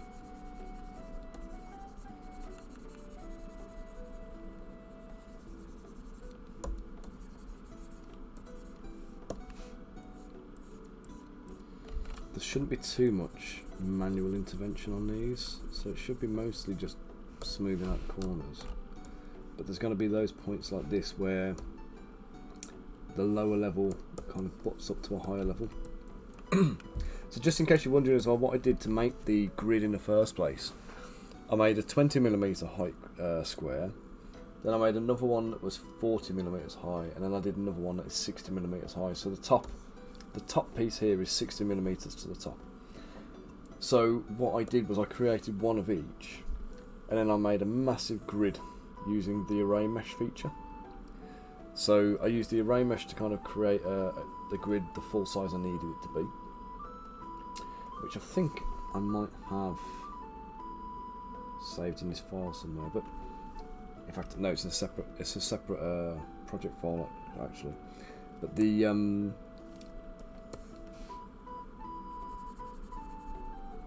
let's tidy that bit up. Yeah, the array mesh kind of created like a set of each of them for me. Then I merged them all together, polygrouped the lot, and then I just deleted a massive chunk of them until I'd got the kind of format I wanted. So for this one, for example, I deleted all the, in this section here, to get the tier 2s, or the 20mm. So we call that tier 1, that tier 2, that's tier 3. I deleted the tier 3s and the tier 2s from this section. Deleted all of them around the area, so I got the kind of the outline of the shape I needed. And then I left a couple of tier 3s, left one tier 2, and then left a bunch of tier 1s in there. Tier 3, tier 2, tier 1, yeah. So it was like a removal process, a subtractive process to kind of get to this kind of level. And then I split that off, and then whatever was left of the mesh, I went back in and did another island, and another one, and another one. And then once I'd got enough of the islands done, I stopped. So let's split that one away. Let me save this, can't save it anymore. In fact guys, I'm going to save that. I'm going to take a quick loo break and grab myself a snack. So let me pop the BRB screen on, and I will be with you shortly guys, okay? So do not go away. Won't be long.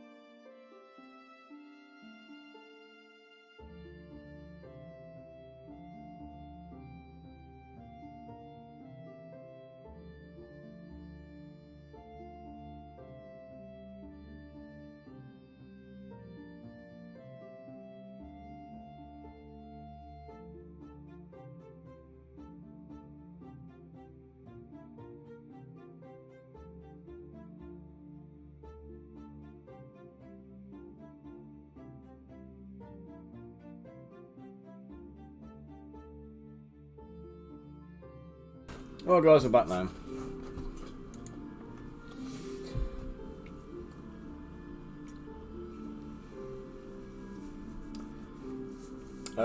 No, Bunker's not a he's not a Zbrusher. He's a miniature painter. He's a Minecraft gamer. He's a 3D printer.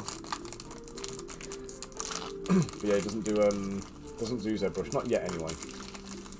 Don't know if he's planning to start soon or at any point, but we'll see. Okay. Let's grab my pen, let's rock on, let's get this last rock on. I'm a dick.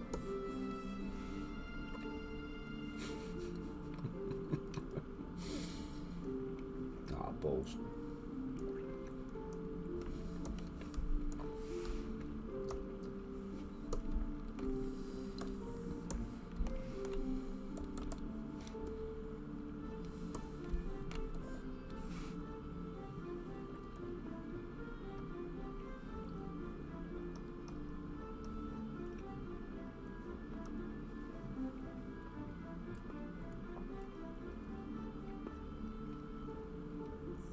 Bevel. Yeah, do you know what I would do? I would, is it round base or is it square one?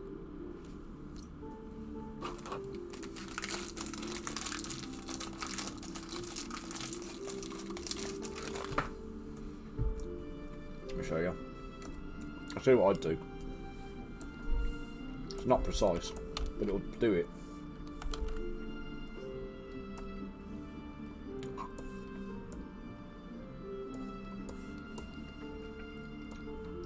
Radial symmetry, y-axis, bump it up to full, trim dynamic, dynamesh it first,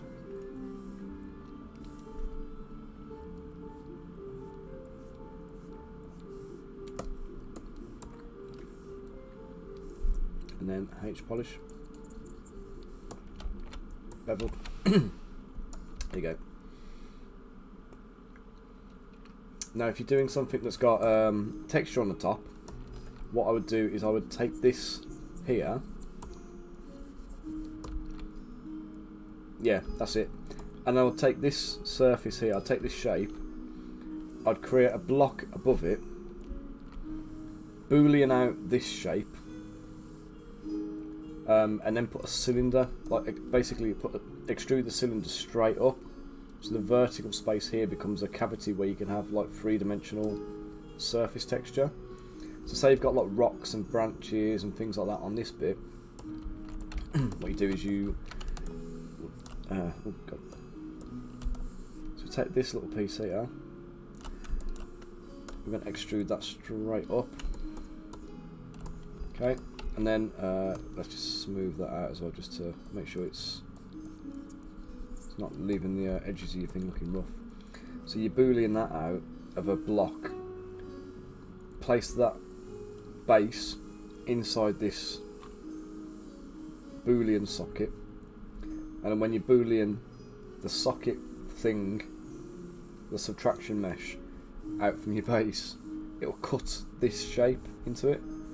So you don't even need to do a base even really. Do one of these, and this is how I've done it in the past. Do one of these, make a set of them into a what do we call it? Like make 10 of these, say, in a block, and then have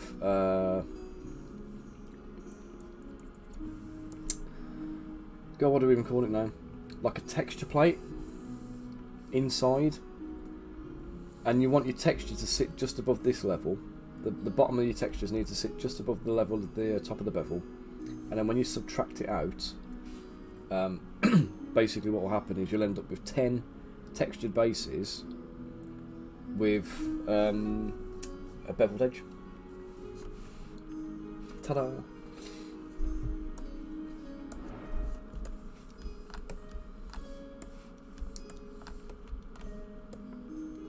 Right. Let's try and make this work now. So I want that hidden I want that hidden.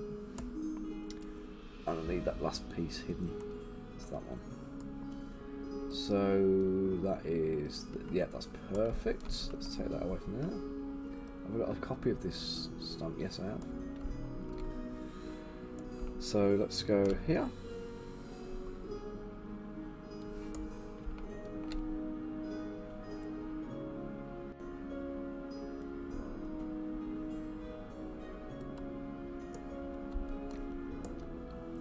And I'm going to duplicate that, and then we're going to do the same on the other side. Now, the reason for this is because it's going to give me a weird thing in the corner otherwise, if I don't. Yeah, I know, that's why I haven't even acknowledged it, mate.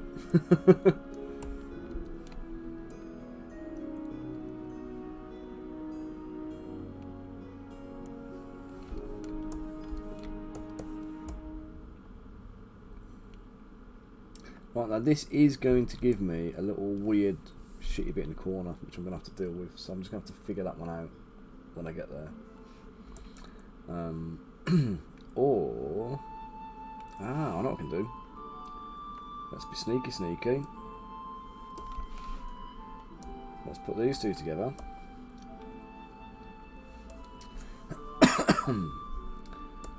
And then I can...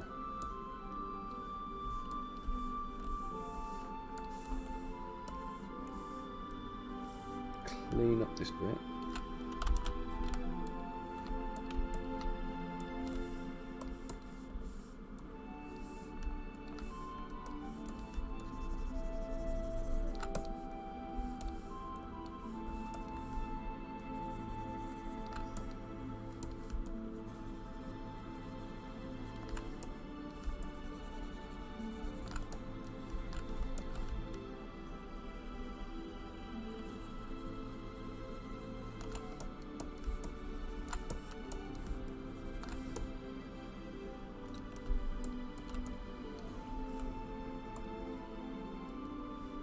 Let's dynamesh these two together. This seems like it's going to be the best way of doing an internal corner, I think.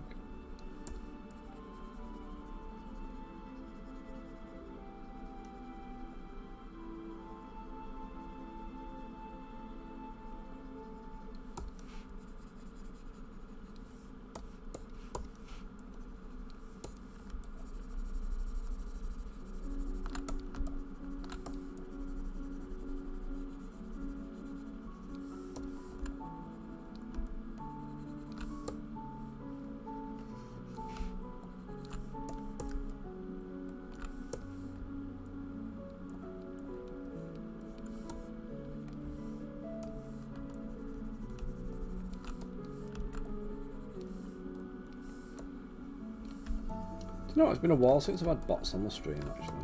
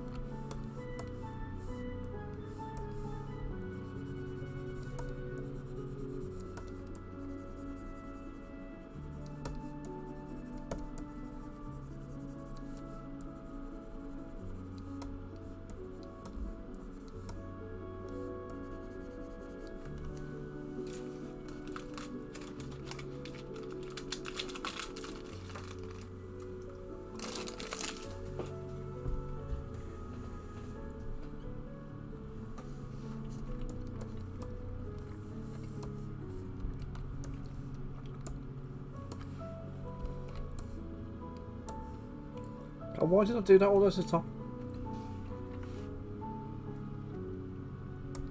Let me save it so I've got a corner piece ready made if I need it again. Because I will. Okay, so take that. Let's boolean it out from below.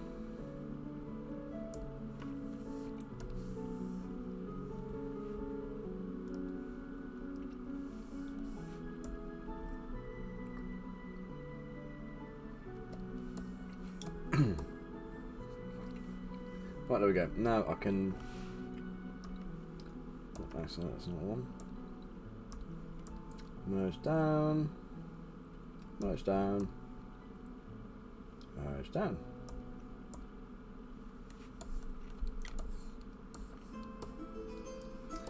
Right, I need to address this corner. This one's pretty good actually, I'm not too bad about that one. Right, let's deal with the auto groups.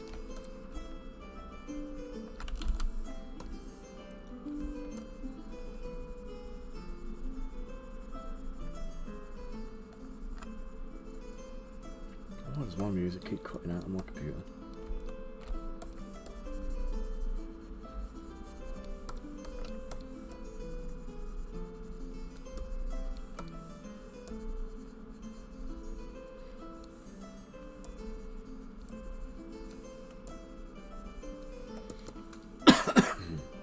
Oh, it's gone.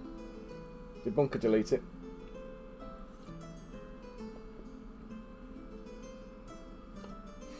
Good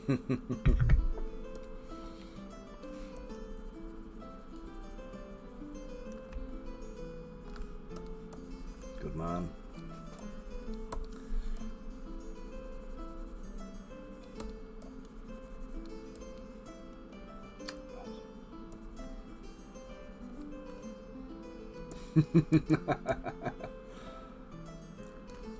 Want to prove you are.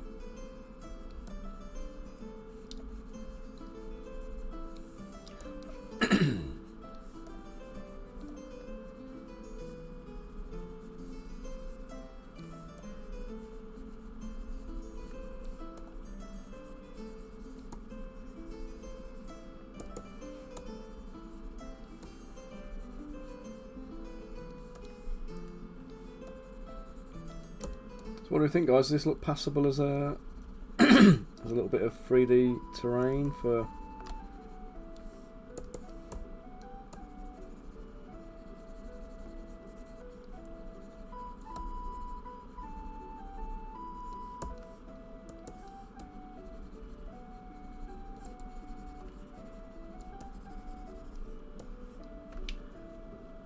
I'll obviously merge all of these bits together afterwards anyway, but I need to keep them separate so I can do the surface texture. So these seam lines, they'll be gone and they'll be hidden. These bits are alright. And it's just that little bit there I'm just going to kind of deal with. So I think what I'm going to need to do is take that there. I'm just going to extrude that back a touch. Come on. And do I need to do it the other side? I think I'm alright the other side, it's just that bit there where it's kind of come up a bit. So let's just dynamesh groups again.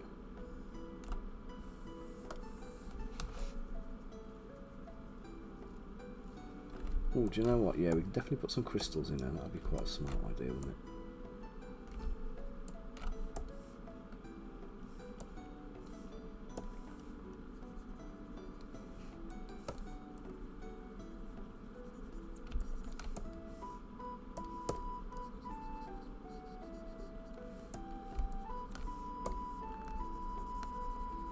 It's just this bit, isn't it?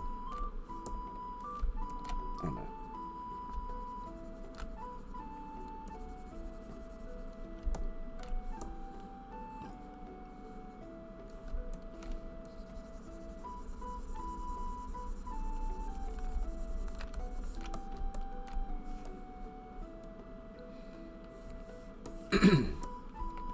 Yeah, so the plan is we're gonna make this as a base piece. Then we'll add a couple of pieces where there'll be like maybe like a ladder, maybe there. Might put a ladder there maybe, or like a little rope ladder, or just a little rope with a knot in it. So there'll be certain things that will, you know, help in game. We'll have right, surfaces is the next bit.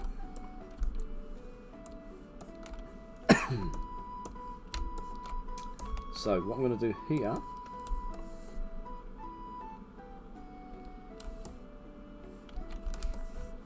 I'm going to mask off just the very, very top surface. I want to make sure I can see those white lines in between.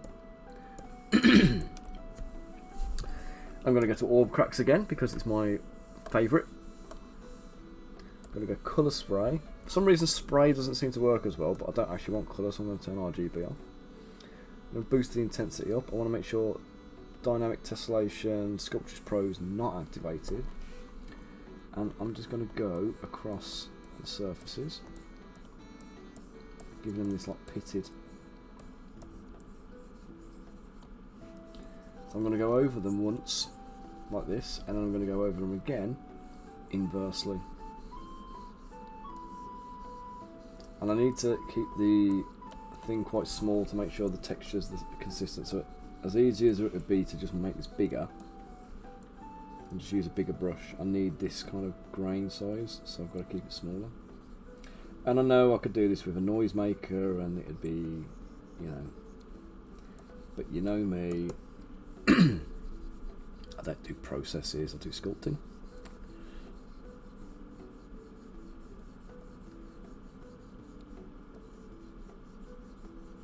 Just sculpting this irregular stuff. So if you're doing any bases for miniatures, great way of getting a mock kind of dirt, sand, gravelly texture. So we do that. That's the first pass. The second pass we invert it, hold Alt. I'm just going to go over it, not even consistently this time. I'm going to kind of be a bit more random with it. I don't want it everywhere, but I'm going to give patches of this kind of thing.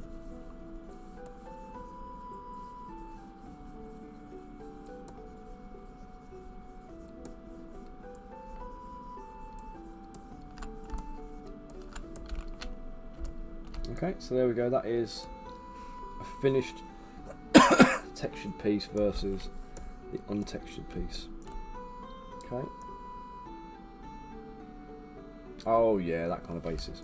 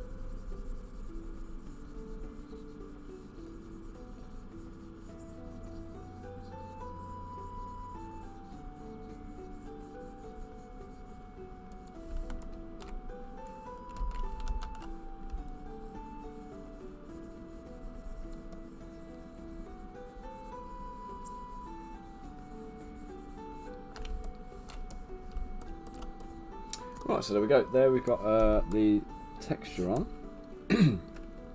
Now, let's save so I don't screw up and lose it.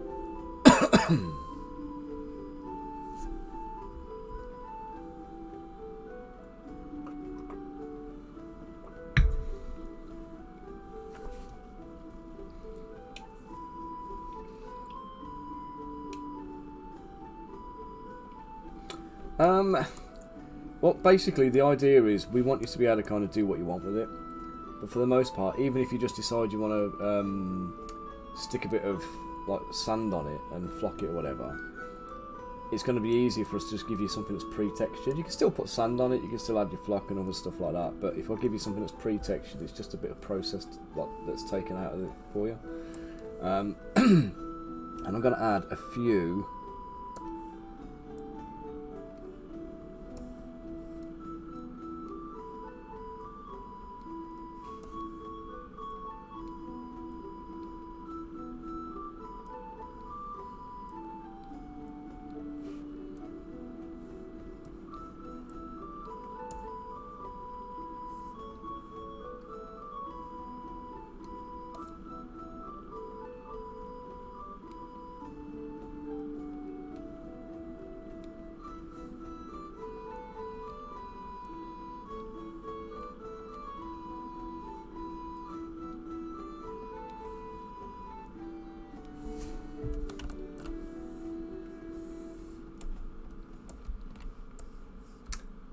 Yeah, I mean, even this one here, it's been shaved down a little bit, but the top surface is still it's 40 millimeters end to end, so there's still enough space. The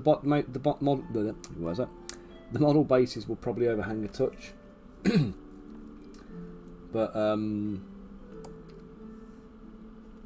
can bring a model in. Actually, I've got. Come on, you bugger. I've got models on 32mm bases with a ruler, so as long as I scale them correctly with the thing, we'll be able to see and make sure what they're going to look like. Let me just get these things done first. So these are me rocks. So you can probably guess what I'm going to do with these. Really simple, really crude.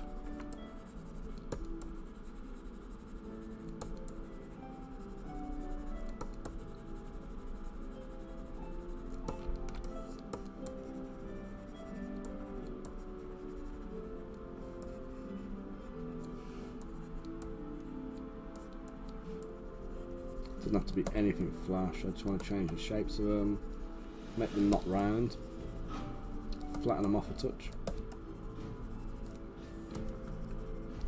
In fact, let's do that.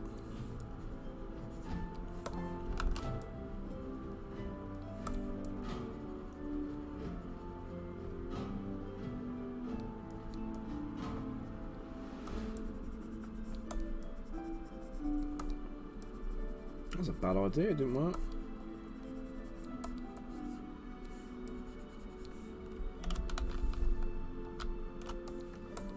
Okay, so it doesn't work with the other things on there.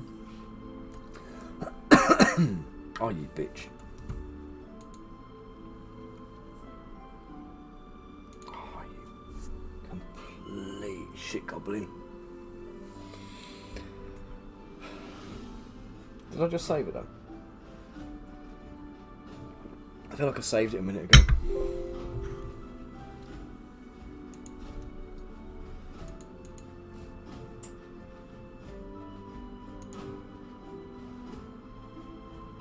Right, my quick save saved a minute ago, so that's a more recent one, and that's fine.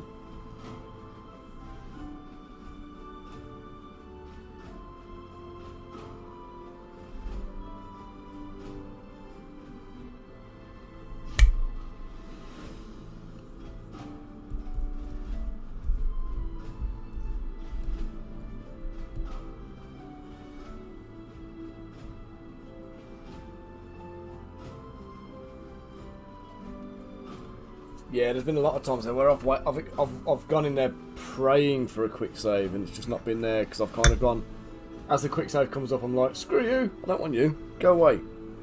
And then it crashes just to teach me a lesson.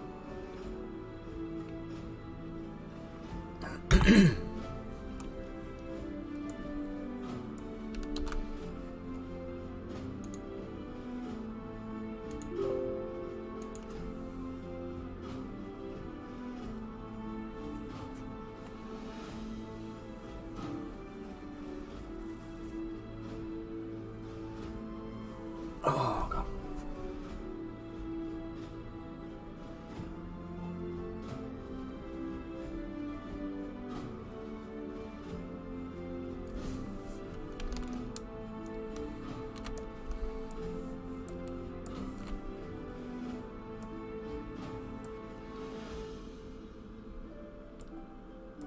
Let's do transparent and ghost on this so I can see where they are, but I can also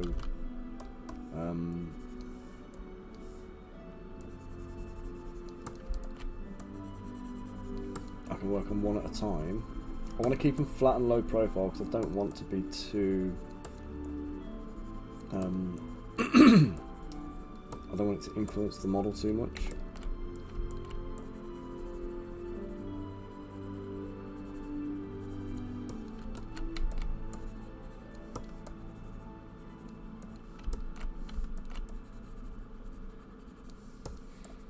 So yeah, the plan with these, you can paint them up as caverns, you can paint them up as mines, you could do them as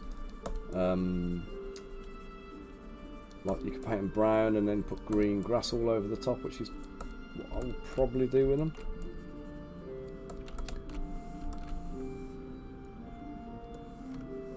Ooh.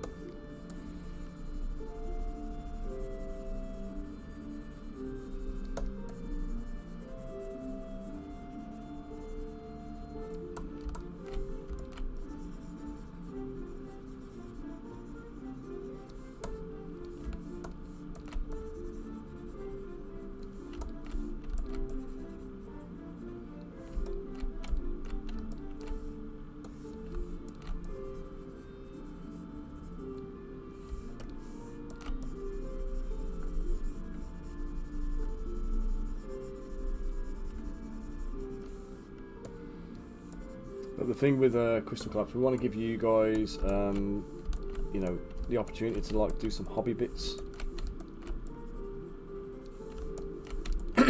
So we're going to be writing hobby articles, getting people to kind of do some terrain builds and stuff. You know, if people like Kev wants to get involved, we can get Kev to do some DIY terrain pieces maybe. Elster might want to do a bit of something like that.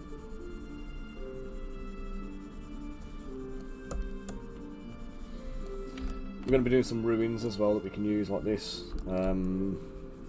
Same kind of principle. They'll have the grid in them still. They'll have the elevations.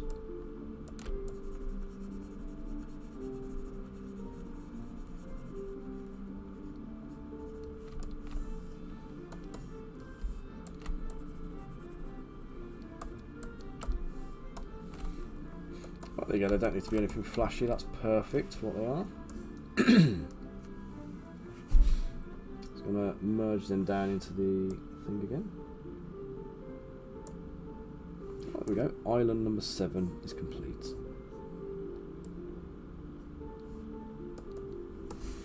that's a 60mm tall at the peak.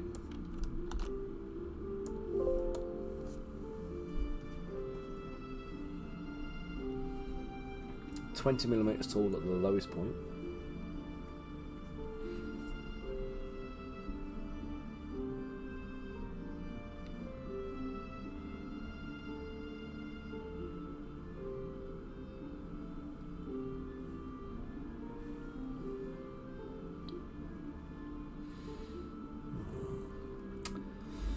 Do I digitally paint it? What do we say? Do I bother, or should I just get cracking with some actual sculpting?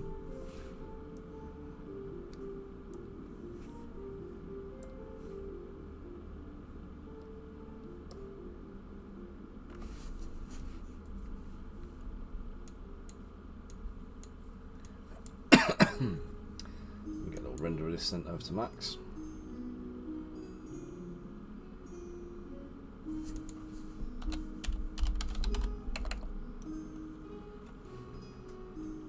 Back 2, mate.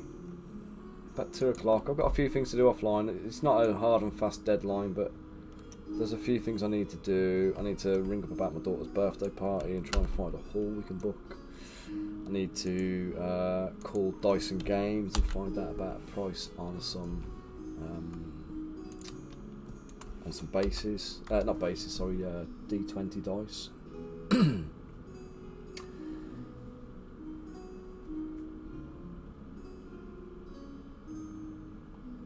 An hour left, haven't we, I suppose. Screw it, go on, let's do it. You're a bad man, Bunker.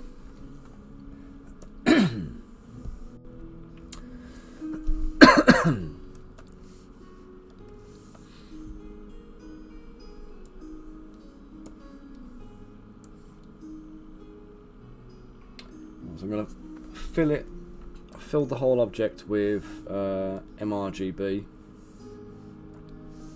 which is basic material plus the RGB of that brown colour.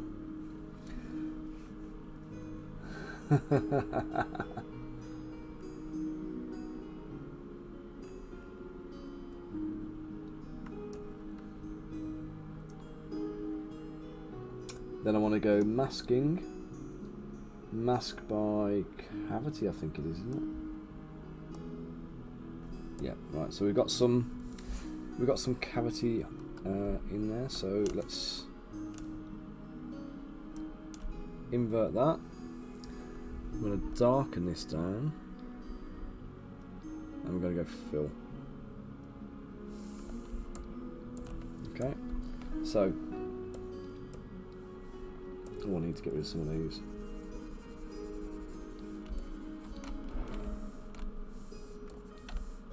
Right, I'm going to take add off. Sorry, Z add off my smoothing, which means I'm smoothing paint now instead of textures.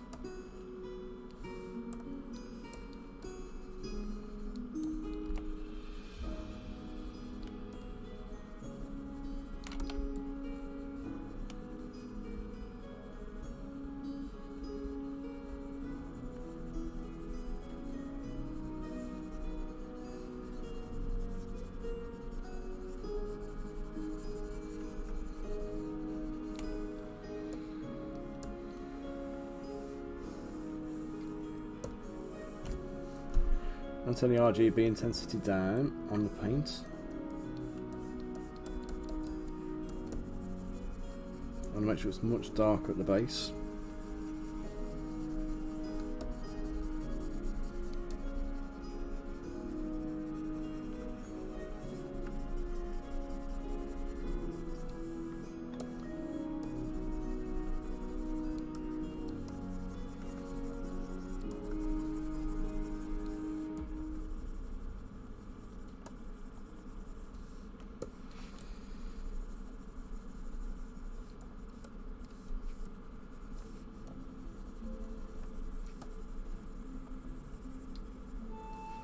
Decided I don't like the masked cavities on the sides, so that doesn't work very well for me.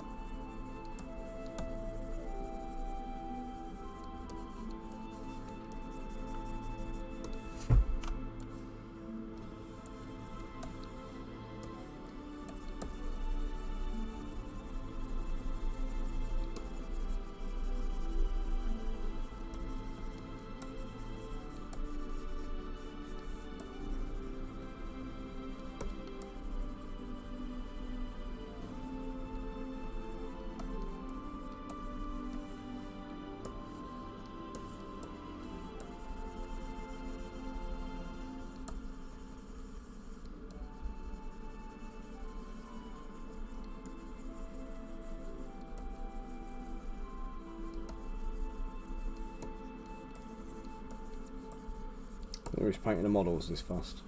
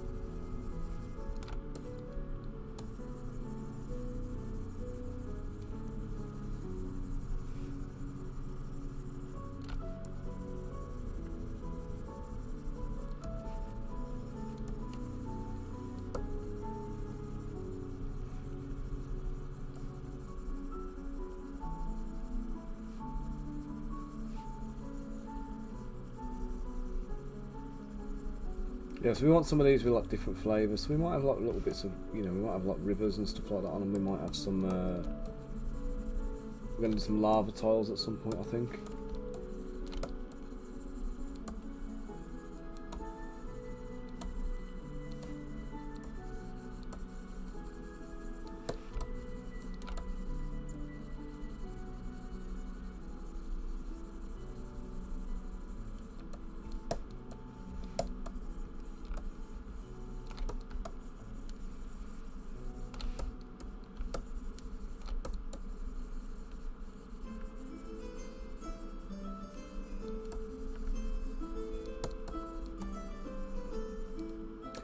Gonna make some little plastic trees to go on as well, so little 3D printable trees.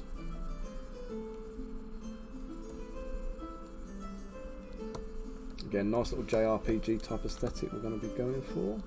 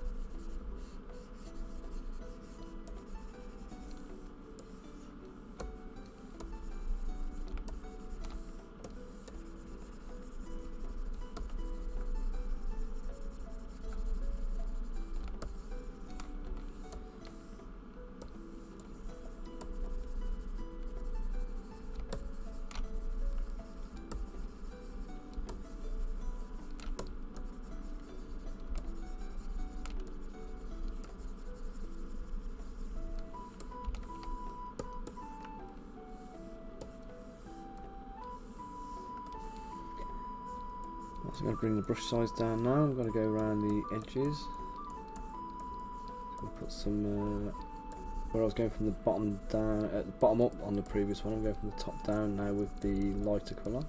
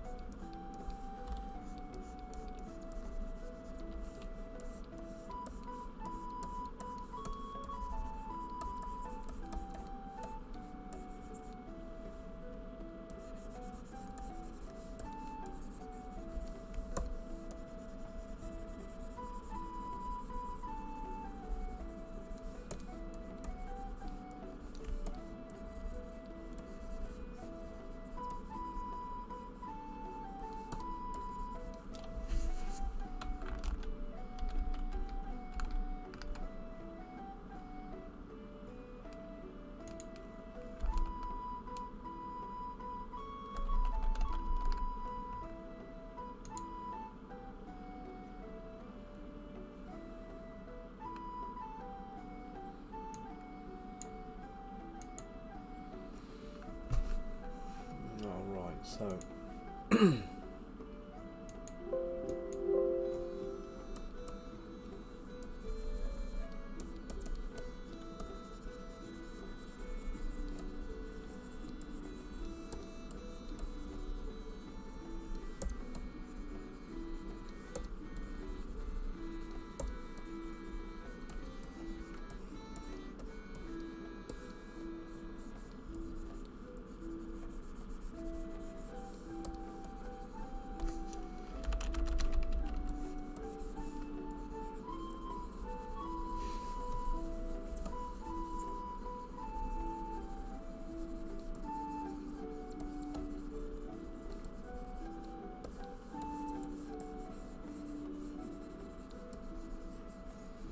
So this is just a kind of a light global highlight, so we call it.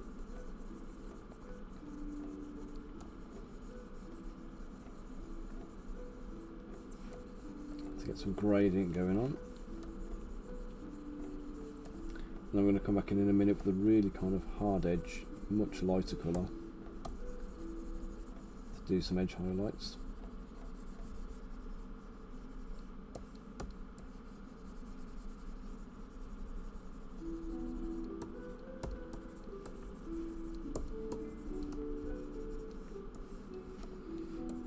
What I want to try and achieve is basically the higher up the wall we go, the lighter the colour becomes.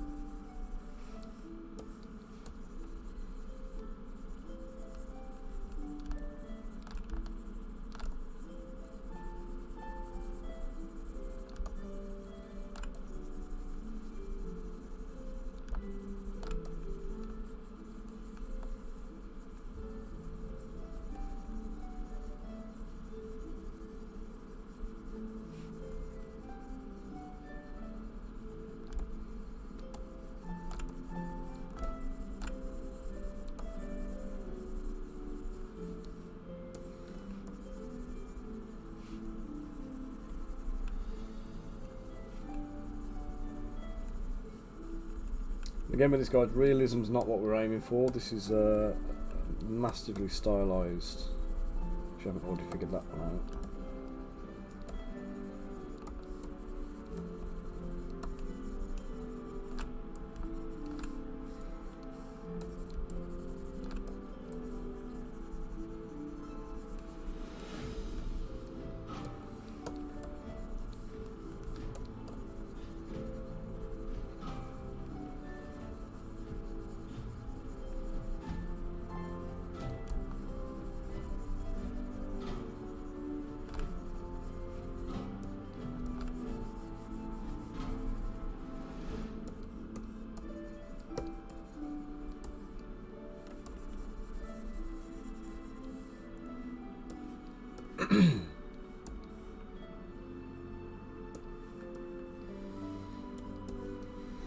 Okay, so there we've got the, I think it's bump up my RGB intensity now.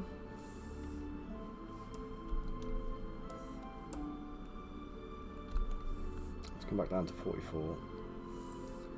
Let's just lighten this bit off as well, because that's looking a bit too dark down here.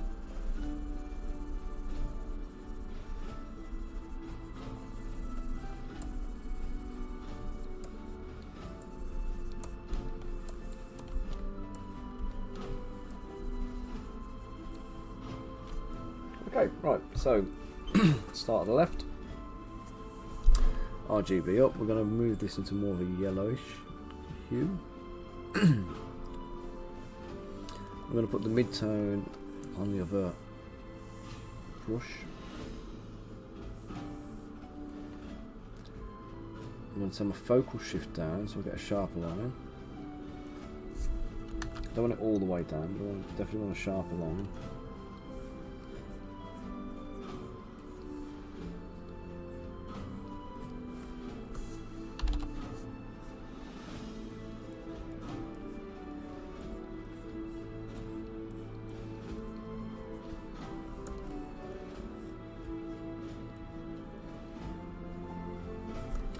Does that autosave go through so it doesn't catch me out?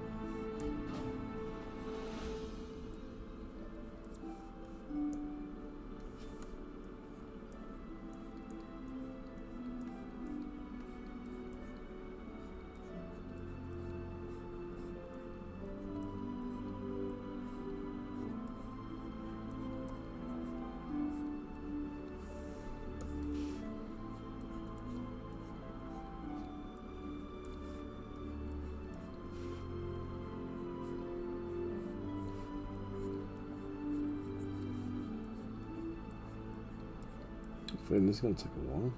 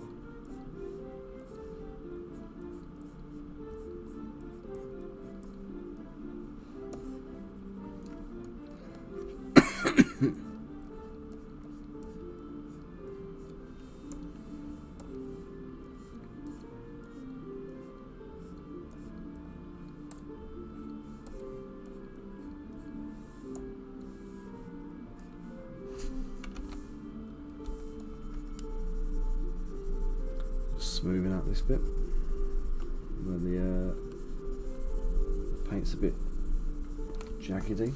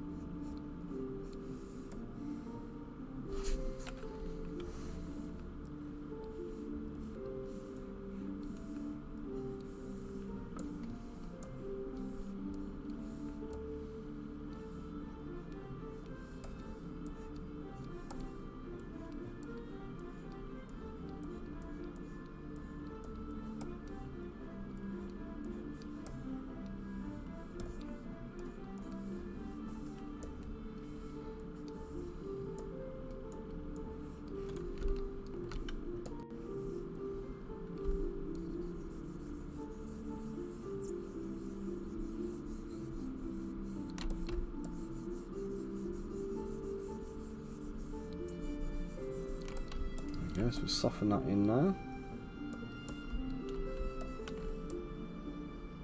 Looking pretty good. I do say so myself.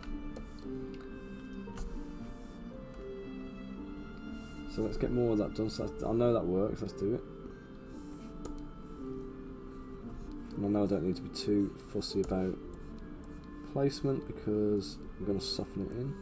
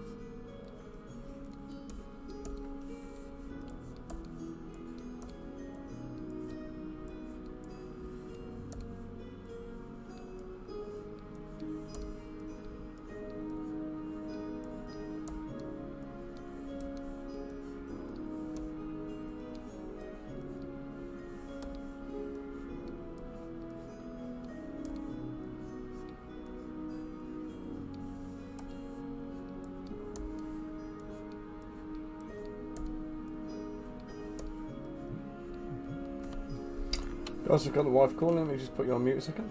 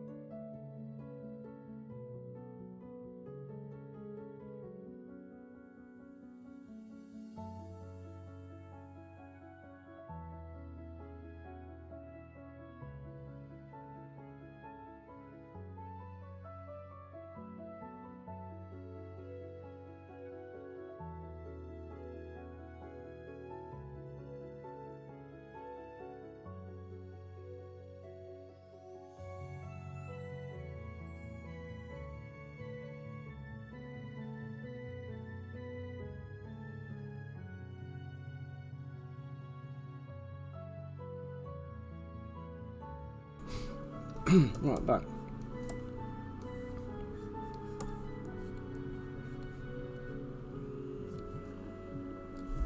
Oh, what's she want now? She's phoning me back again. She's done it on accident.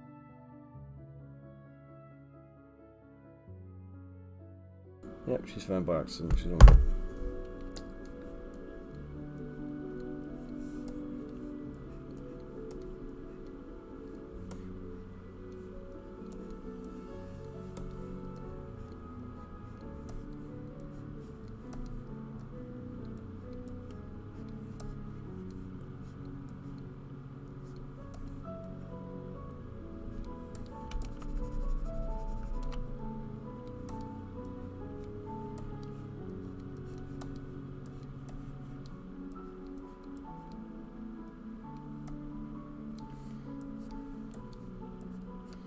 So again, once we've done this pass, we're going to come back over with a lighter colour again. I'm just going to pick out the real highlights, like the corners, the proper raised edges. We'll put a few like little bits of superficial detailing in. There's a couple of like little spots and little dashes and things like that.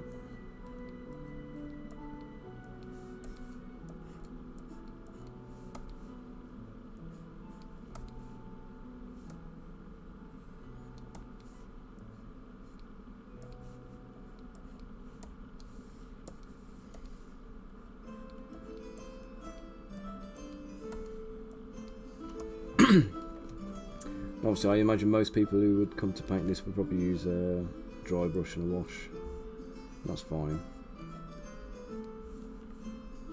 But I'll definitely be doing this like hand painted, like I want to try and get a watercolour kind of effect on it almost. I think in the proper one. So we'll try to go for like more of a pastel brown, maybe. Get some. Contrast paints thinned down and washed over it.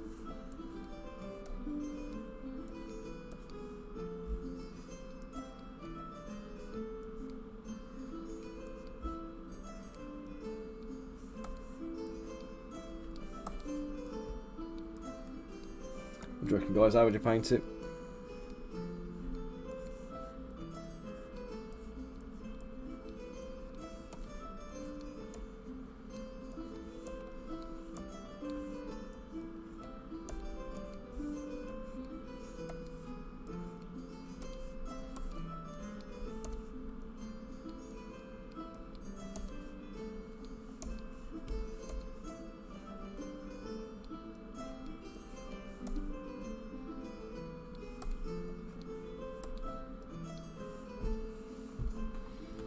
Hey Riz, how are you doing, matey? You painting Stormcast, are you?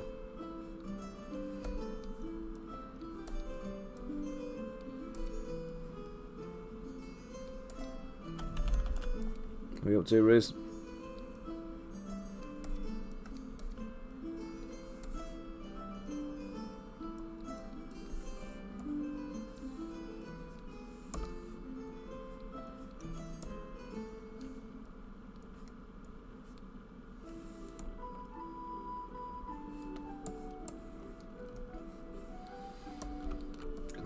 I'm just poly painting this cliffy wall kind of thing that we made for Crystal Collapse.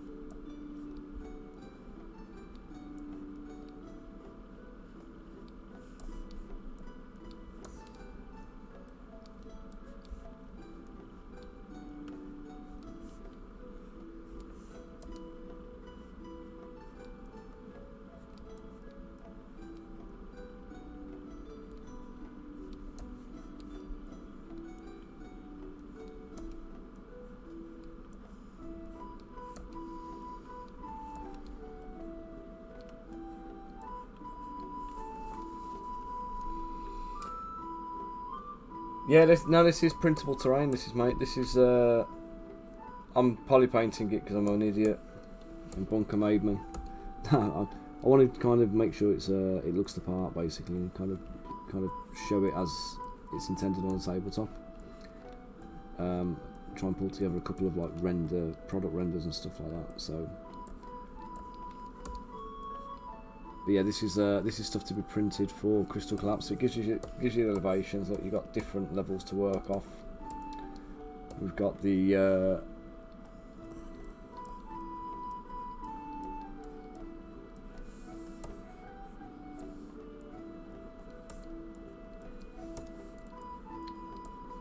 we've got all the different levels. We've got the kind of texturing and stuff like that. Give it a cliff face. Give it a bit of a kind of gravelly, sandy kind of texture on the top. A bit of dirt or whatever it is, and then all you got to do then is put a bit of flock on it, a bit of grass or whatever kind of finishing stuff you want. Some shrubs, some flowers, whatever you takes your fancy, really.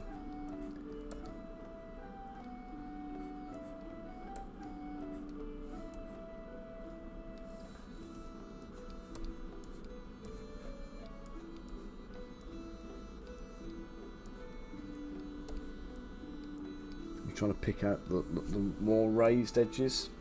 I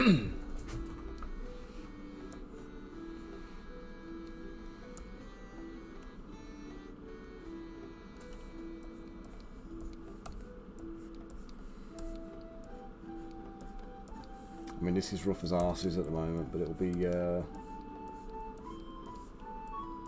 smooth back in and blended in a minute when I go through with a kind of smoothing pass. Yeah, I did that to start with. I used it for this bit. Mask cavities work there all right, but for this I want a proper hand painted look, because we're doing that JRPG thing. I want it to be like a hand painted terrain.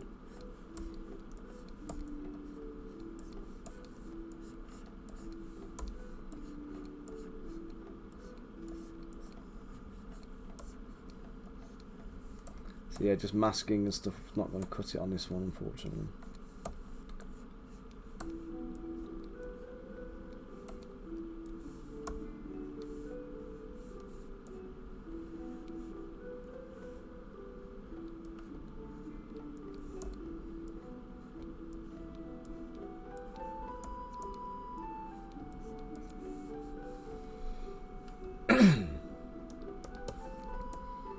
Yeah, that's it. You can't beat a nice hand-painted texture, can you?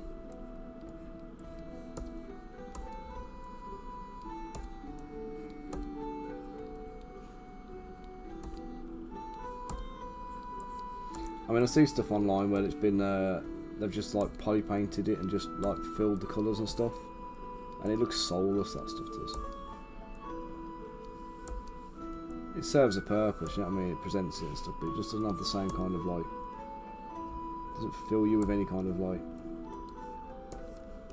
any joy or anything. You know what I mean? Real. There's nothing to capture you in there.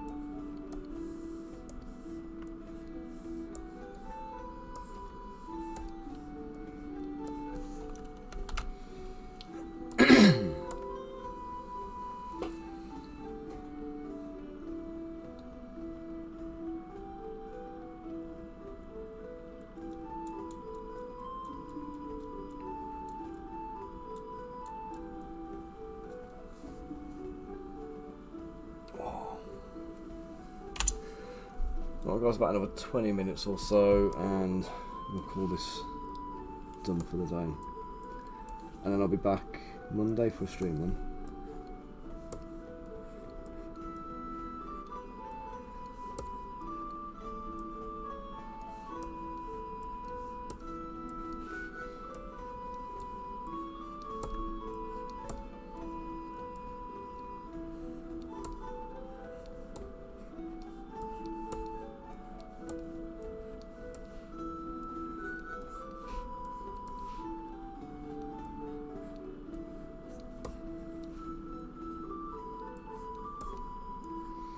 Oh guys, if anybody hasn't watched it yet, by the way, Castlevania Nocturne on Netflix, give it a watch.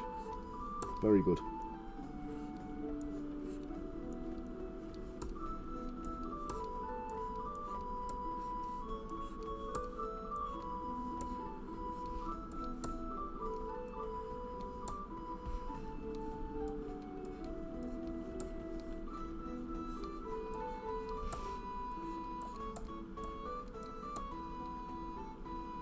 Reacher. It's good. Worth watching. I've not seen it, so if it's worth watching, I've just finished Castlevania, so I need something to pick up.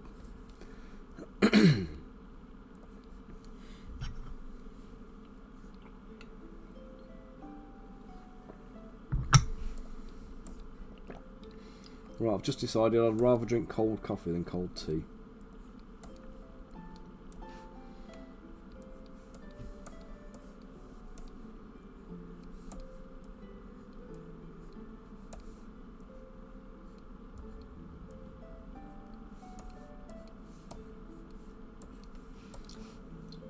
And I'm not talking iced tea and iced coffee, I'm talking about like when you've just left it a bit too long.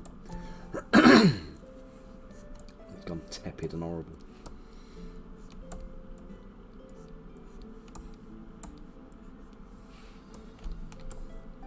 Not a big fan then.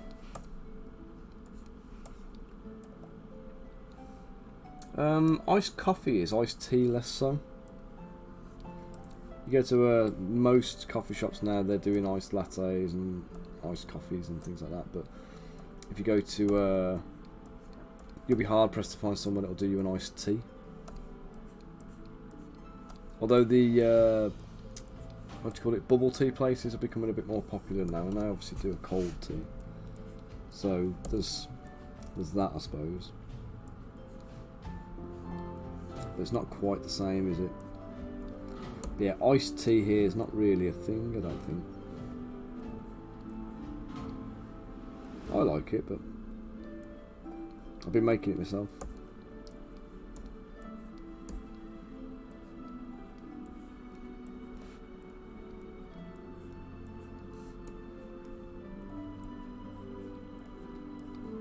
We've actually, one of the things I've been, my daughter really likes actually, is get the like peach cordial, peach squash. The one from Aldi, it's like a barley one. It's a barley and peach, and mix a bit of that in with red bush. We normally make a jug of it and then stick it in the fridge and let it chill down and throw a few ice cubes in there, and it's basically like a peach tea. And at the moment, it's like her favourite thing to drink. She'll always ask for a peach tea. Do it hot as well. But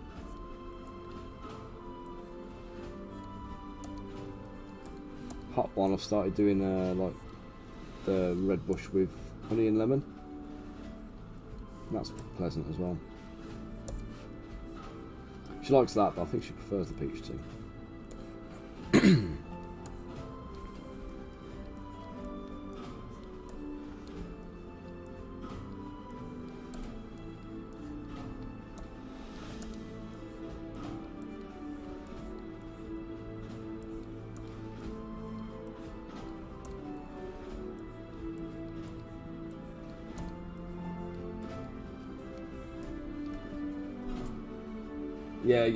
Yeah, sorry. Rubos, yeah. I always call it red bush because it's sold as red bush here for the most part. Occasionally you get it as rubos, but I used to go out to South Africa quite a lot for work. I used to do recruitment, and we couldn't get normal breakfast tea, so you kind of like English breakfast tea kind of thing. So you ended up having to kind of drink red bush instead, and I just grew to kind of like quite like it. And then when Hayley was pregnant with both of our kids, actually, she ended up with like quite high blood pressure. So they told her to completely cut out caffeine, and I think decaffeinated tea tastes like piss. Decaffeinated tea, like normal tea, it always has this like Milton, the sterilising fluid.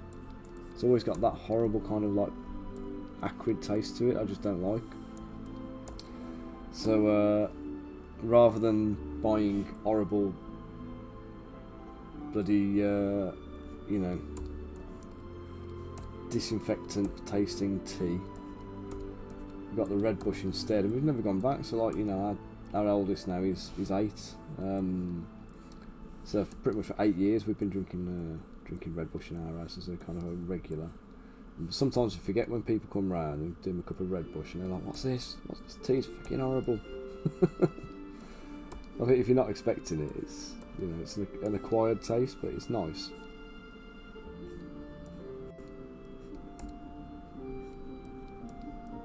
How would you describe it? Quite earthy, maybe. I know, uncultured swines.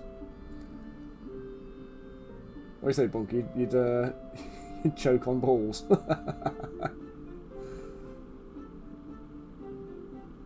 Yeah, do you know what? I've not tried the tapioca ones where they have the black balls in them. I've not tried them ones, but the little popping bobber are lovely. They're really nice. But geez, man, they're expensive. Like, you can buy little tubs. I bought a load of them for Jacob. Jacob got obsessed with the stuff when we went to Yakinori. So Yakinori is like a little Japanese restaurant in Solihull. It's more family type one. It's not the kind of, like, you know, it's not a nice place that you take, that me and Hayley go for like date night or whatever. But, you know, if we said to the kids, you know, your choice of meal, where do you want to go? Pretty much guaranteed Jacob's going to go Yakinori, because he loves his sushi, he loves his, like, you know, gyoza dumplings, he loves all these noodles and all that kind of stuff, and the ramen and katsu. He loves all of the Japanese stuff he's tried there. But they do bubble tea, so he always wants a bubble tea when he goes. And there's a place called Bubble City in it's like CITEA.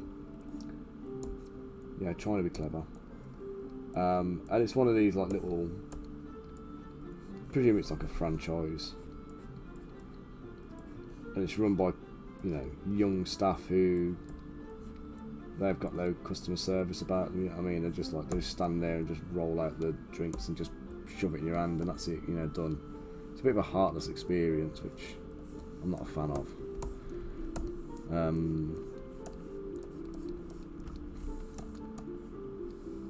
But yeah, for like a single bubble tea there, like with like one flavour of balls and stuff like that, you're looking around about £6 a drink. Like, I'd rather go to the pub and get a pint, do you know what I mean? But yeah, Bunker says doesn't drink alcohol anymore, so yeah, maybe bubble tea's better for you than a pint in that respect.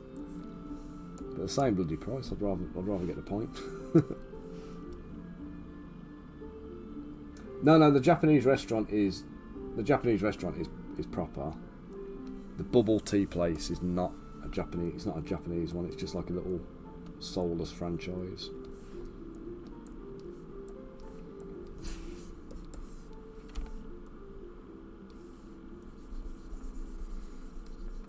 Oh, that's a bit too much, isn't it? Let's do that. Let's bump down the RGB intensity. Let's smooth out some of these.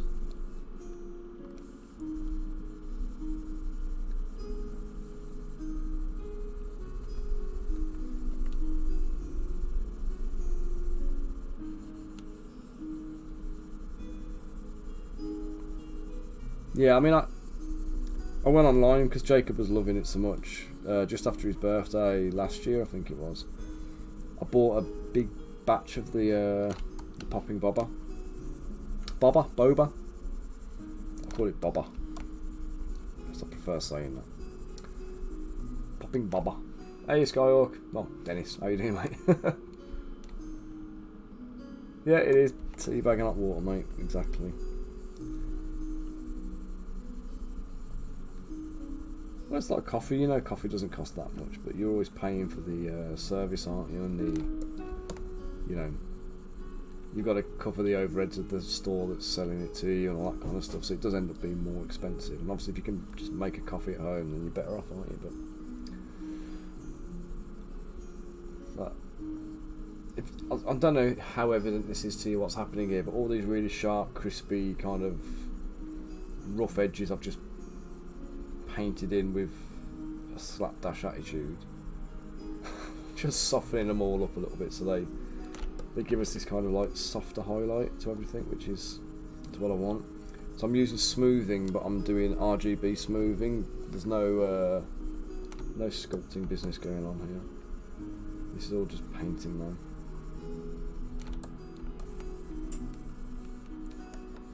So I've got to go around and just smooth.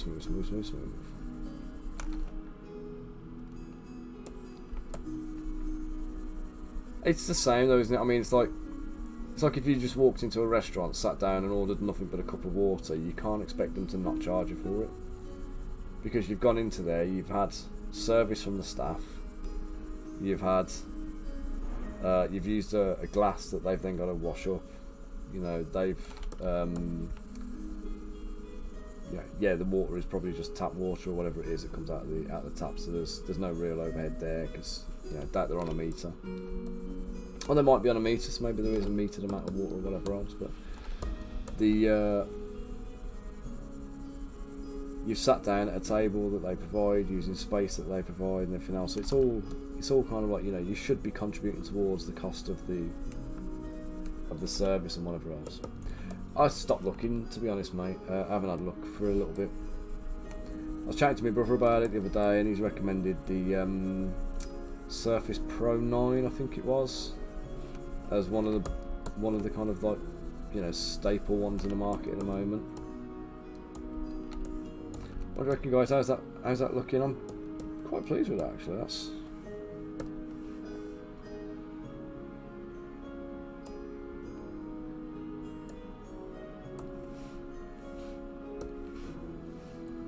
pop this down.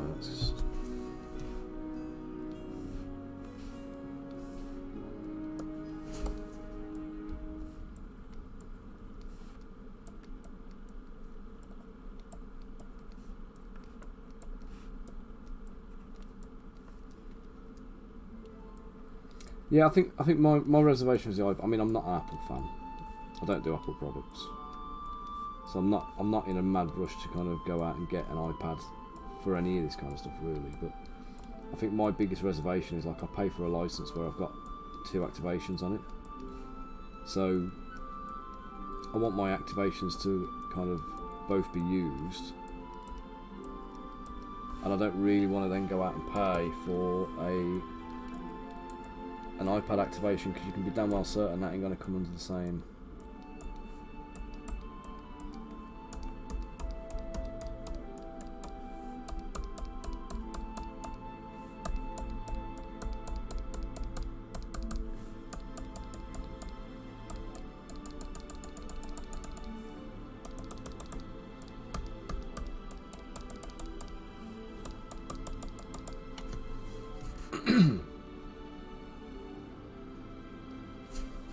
Oh yeah, I've got to smooth them in again, mate. This is all part of my texturing technique.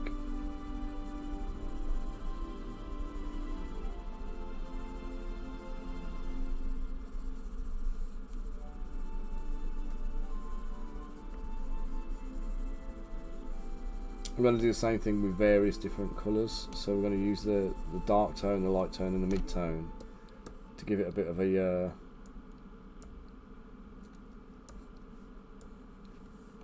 bit of a thing. Oh, that's wrong.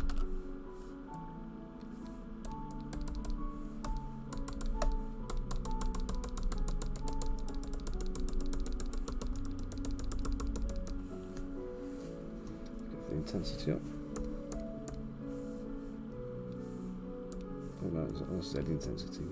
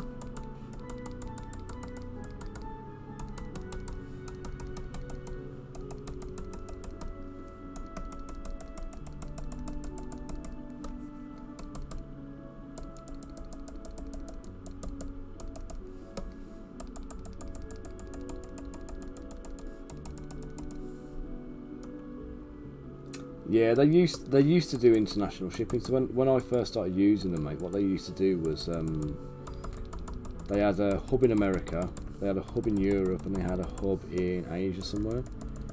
And they used to, depending on where in the world you were ordering from, they'd use the local hubs. But what they discovered was that they were like outsourced companies that they partnered with, and the stuff that was coming from the partner companies was variable in quality, to the point of being bloody awful at times. And they clamped down on it, and they said, look, we can't trust these other people with our brand and reputation, so we're taking it all in house. So now they print everything from London, and they do all the manufacturing here, and then they ship worldwide. But it's flat rate. No matter what you order, you get the same kind of shipping price. So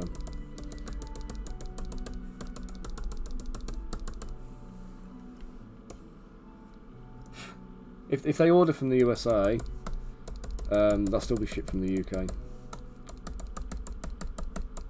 Hey, Ralston, how you doing, dude?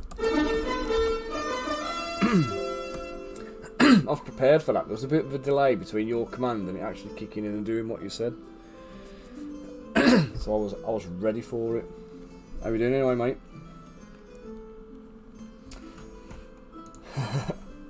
Elston, I need you to do me a favour, dude. If I send you some models over, do you think you could do some pimping for me and help us do some community building? We've got the Crystal Collapse. Can't remember if we were saying about it yesterday. Hey, day off. Awesome sauce.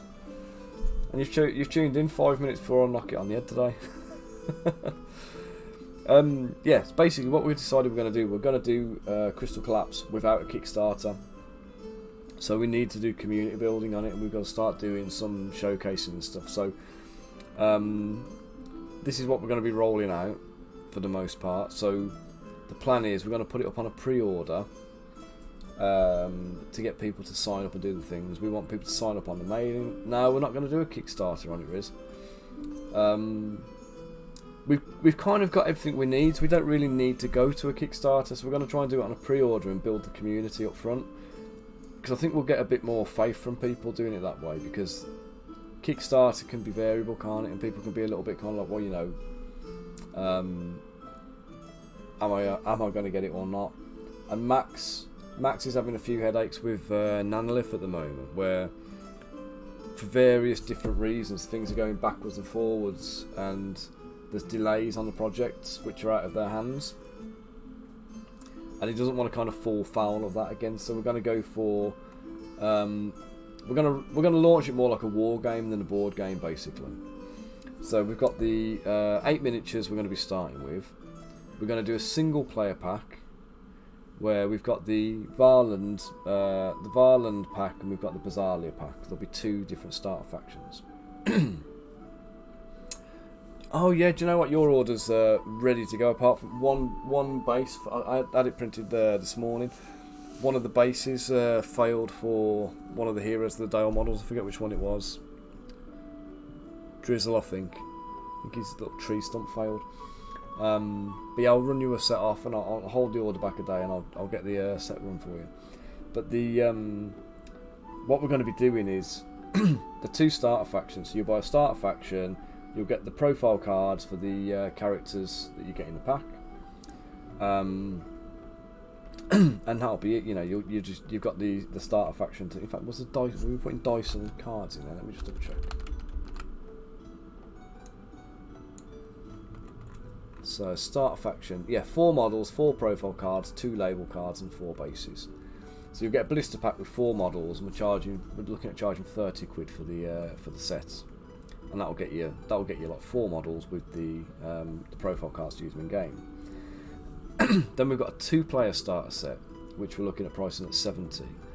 That includes both starter sets, 1 exclusive miniature, which for this first one we're going to be doing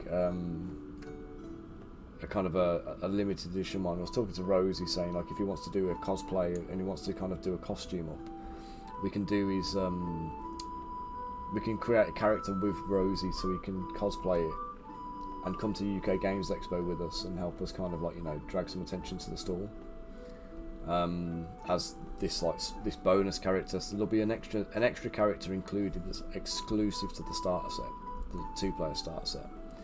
So you'll get 9 models in that set, plus the profile cards, a rule book, the bases, some tokens, an A2 gaming poster, an MDF pack of elevations with like wood texture on them. So like the thing I'm doing on screen now, but as MDF and with wood instead of that. Like, that's what I'm doing now, but a wooden version of that, imagine, to give you the steps and the elevations. An A4 quick reference sheet, 5d20 dice, and 2 decks of cards. So you get the full game in a 2-player starter set with everything you need to get stuck in. But because we're not doing a Kickstarter, we can't rely on Kickstarter to kind of bring us traffic. So we need to get... We're going to set pre-orders up shortly. We're going to put it up for pre-order, and then we're going to start pimping the hell out of it and really kind of like sending everything out so it's you know, you can use it and start getting the orders in. We've got the mailing list on here as well, so we want to see people starting to sign up to our mailing list on there so that you can get an exclusive free miniature. So we're also doing this Mercenary of the Month, which will be a subscription service. We'll charge a tenner a month plus shipping, and you'll get a mercenary delivered to your house every month, and you'll get the profile card for that mercenary as well. What you won't know is what you're getting. We're going to go like model box style, where it'll be you know, like a loot crate kind of thing, where it's completely like unknown to anybody. We'll ship them all out together. Everybody will get them all in one go, and we want everyone to maintain complete silence through the month on it, so you're not talking about it and showing people what you're getting and whatever. And then the next month you're free to kind of like show it off and show what you got and whatever else, and then next month you get something different. So this is the kind of the second plan. So we've got the mercenary thing, we've got the main kind of game box, and then when we get into like 4 month intervals, I think is what we're looking at the moment, we're going to do a season pack for the story. So we'll give you the story so far, then we'll give you a set of models that you can buy with a set of scenarios to play with those models, and those scenarios you get are going to kind of determine the future of the story. So you tell us who died, who got wounded, were the objectives achieved, send that back to us, and then if this guy gets killed 60% of the time, we'll kill him off in the story. If he gets killed more often than not, then he dies canon. If the crystal gets destroyed rather than saved, then in story the crystal gets destroyed, and the story works off that basis. So the evolution of the story is going to be directly affected by the games that you guys are playing. So we need community to build and kind of be able to feed back into that. And I worked it out. We need at least 1,000 players for it, which is going to be a big ask, working up from the ground from zero. But I'm confident in what we're putting out, and I'm pretty sure we can get there. It might not be super fast, but we'll do it. It might be that we hold off the season thing until we've got a certain number of people in the community that we think we can rope into it. So so that it's all there. The information's all on the page. We've got a little summary of all the heroes that are included in the starter set, apart from the special one because we haven't done them yet. Down the bottom here we'll have products to purchase, but there's no products there at the moment, so we're loading up on the site. And that'll be bumped up to the top of this page soon when we get the pre-orders on. But yeah, this is what the game's going to look like. And I'm just making some 3D terrain for it right now that we can use and start showcasing the model. So if I get you some minis to paint up, mate, if you'd like to do them, showcase them online, pimp them out, and we need people to be kind of like playing the game online and kind of showcasing it at stalls and stuff, stores and game shows. So if anybody's wanting to kind of take that up, we're going to do like a commission basis on it. So You know, you get people demo to people, get a signature from them, say they've had a demo game, and then get them to sign up on a mailing list, and we'll give you a bit of credit onto your rep excuse me, onto your rep account, so you can use that for buying products and stuff like that. And then obviously you can buy products. We'll let you buy products at like retail price. Not retail price, like, you know, retailers, what they would pay for it, trade price. And then you can buy that stuff with your credits for playing games and take it out and either use it for yourself, or you can go and buy stock to sell. So when you're doing demos, you can sell the stock to the people you demo into. So, you know, we want to kind of get the whole kind of community thing going, and the more we want to reward people for being involved as well, not just like, you know, we're not just asking for volunteers on these kind of things. We're saying, like, you know, you help us and we'll reward you for it. You know, we can't pay properly for it at the moment, but we can certainly kind of, you know, give you the means to kind of earn a bit of money out of it.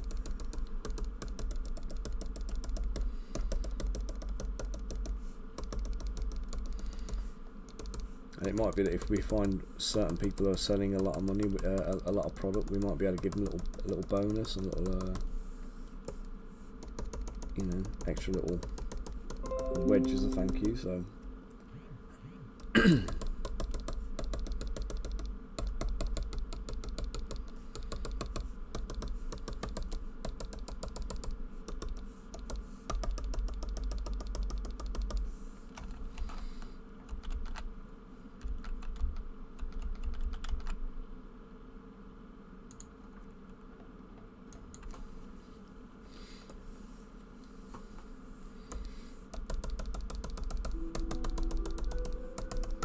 yeah, you know, as always, I mean, every little helps.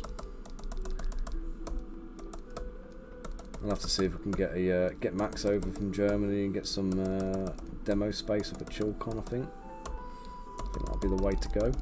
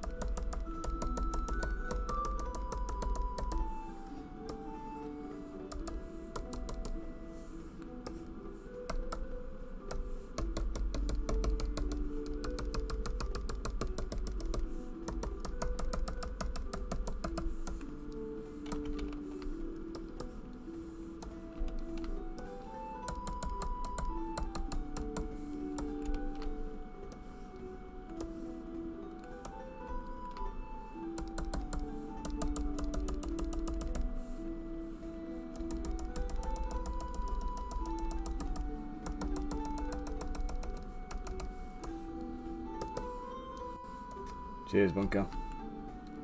Yeah, I'm going to knock it on the head in just a minute. Right, there we go. We'll call that pretty much done for now. I am going to go back in and just do an extra bit of edge highlighting and a bit of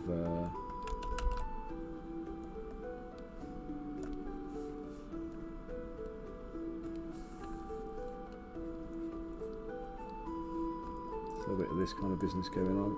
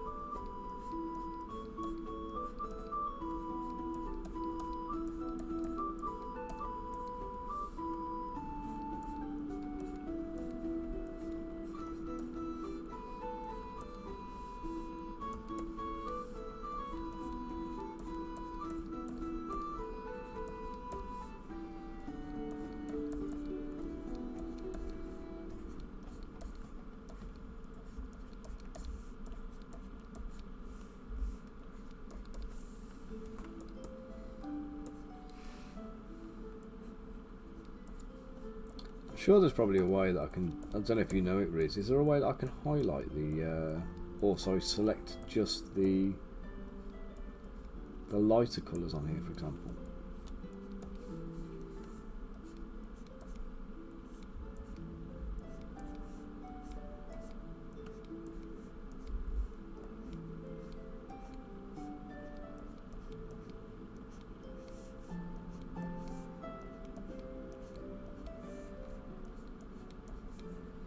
So I'm thinking if I can just select just the light colours, then what I could probably do is just pick up the light colours with the, well, mask off everything that's darker, leave the light colours, and then just use a wide soft brush to paint in some of these highlights over the existing light lines without having to worry about placement on them.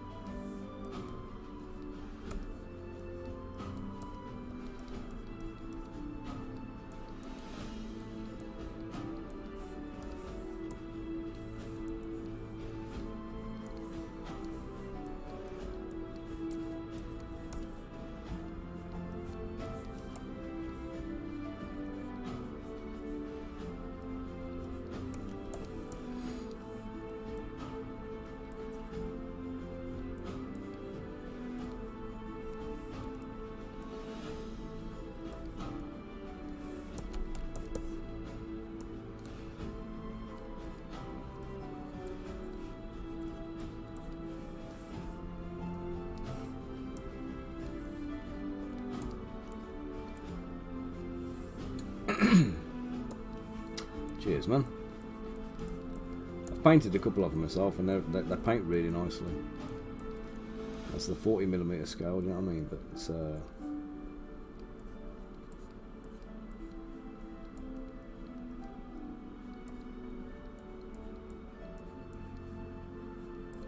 mean, I've painted mine quite quick. I need to go back in and spend a bit more time just refining it a bit.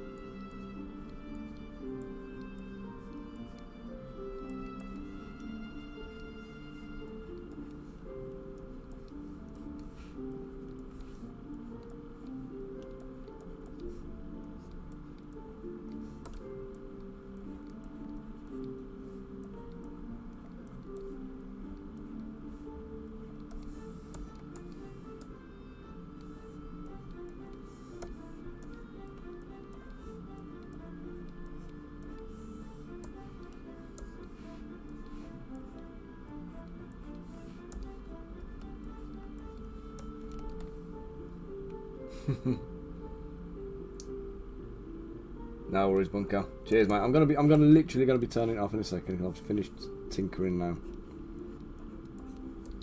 I've got all my little highlights in. I'll take a little picture of this, send it to Max, or take a picture, take a screenshot, send it to Max, and I'll be clocking off. So, guys, there we go. There is first piece of our terrain for Crystal Collapse done.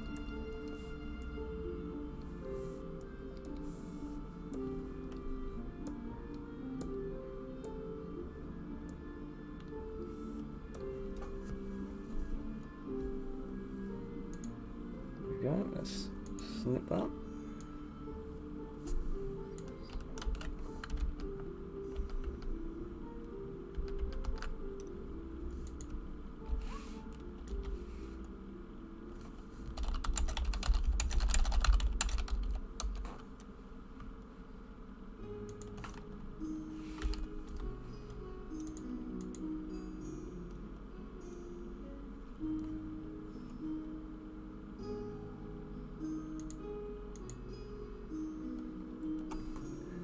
Right then, let's get a raid out.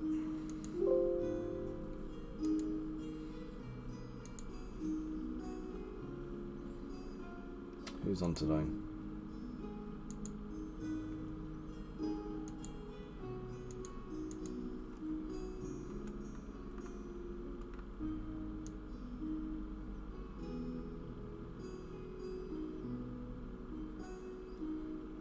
Alright, Mike's on. Let's do a raid out to Mr. Mike.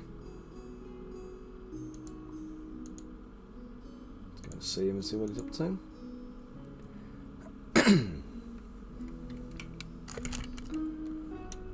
Oh.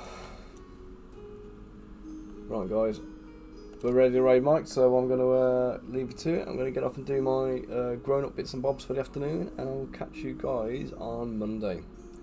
So have a cracking weekend if I don't speak to you before, and I'll catch you later, taters. Adios.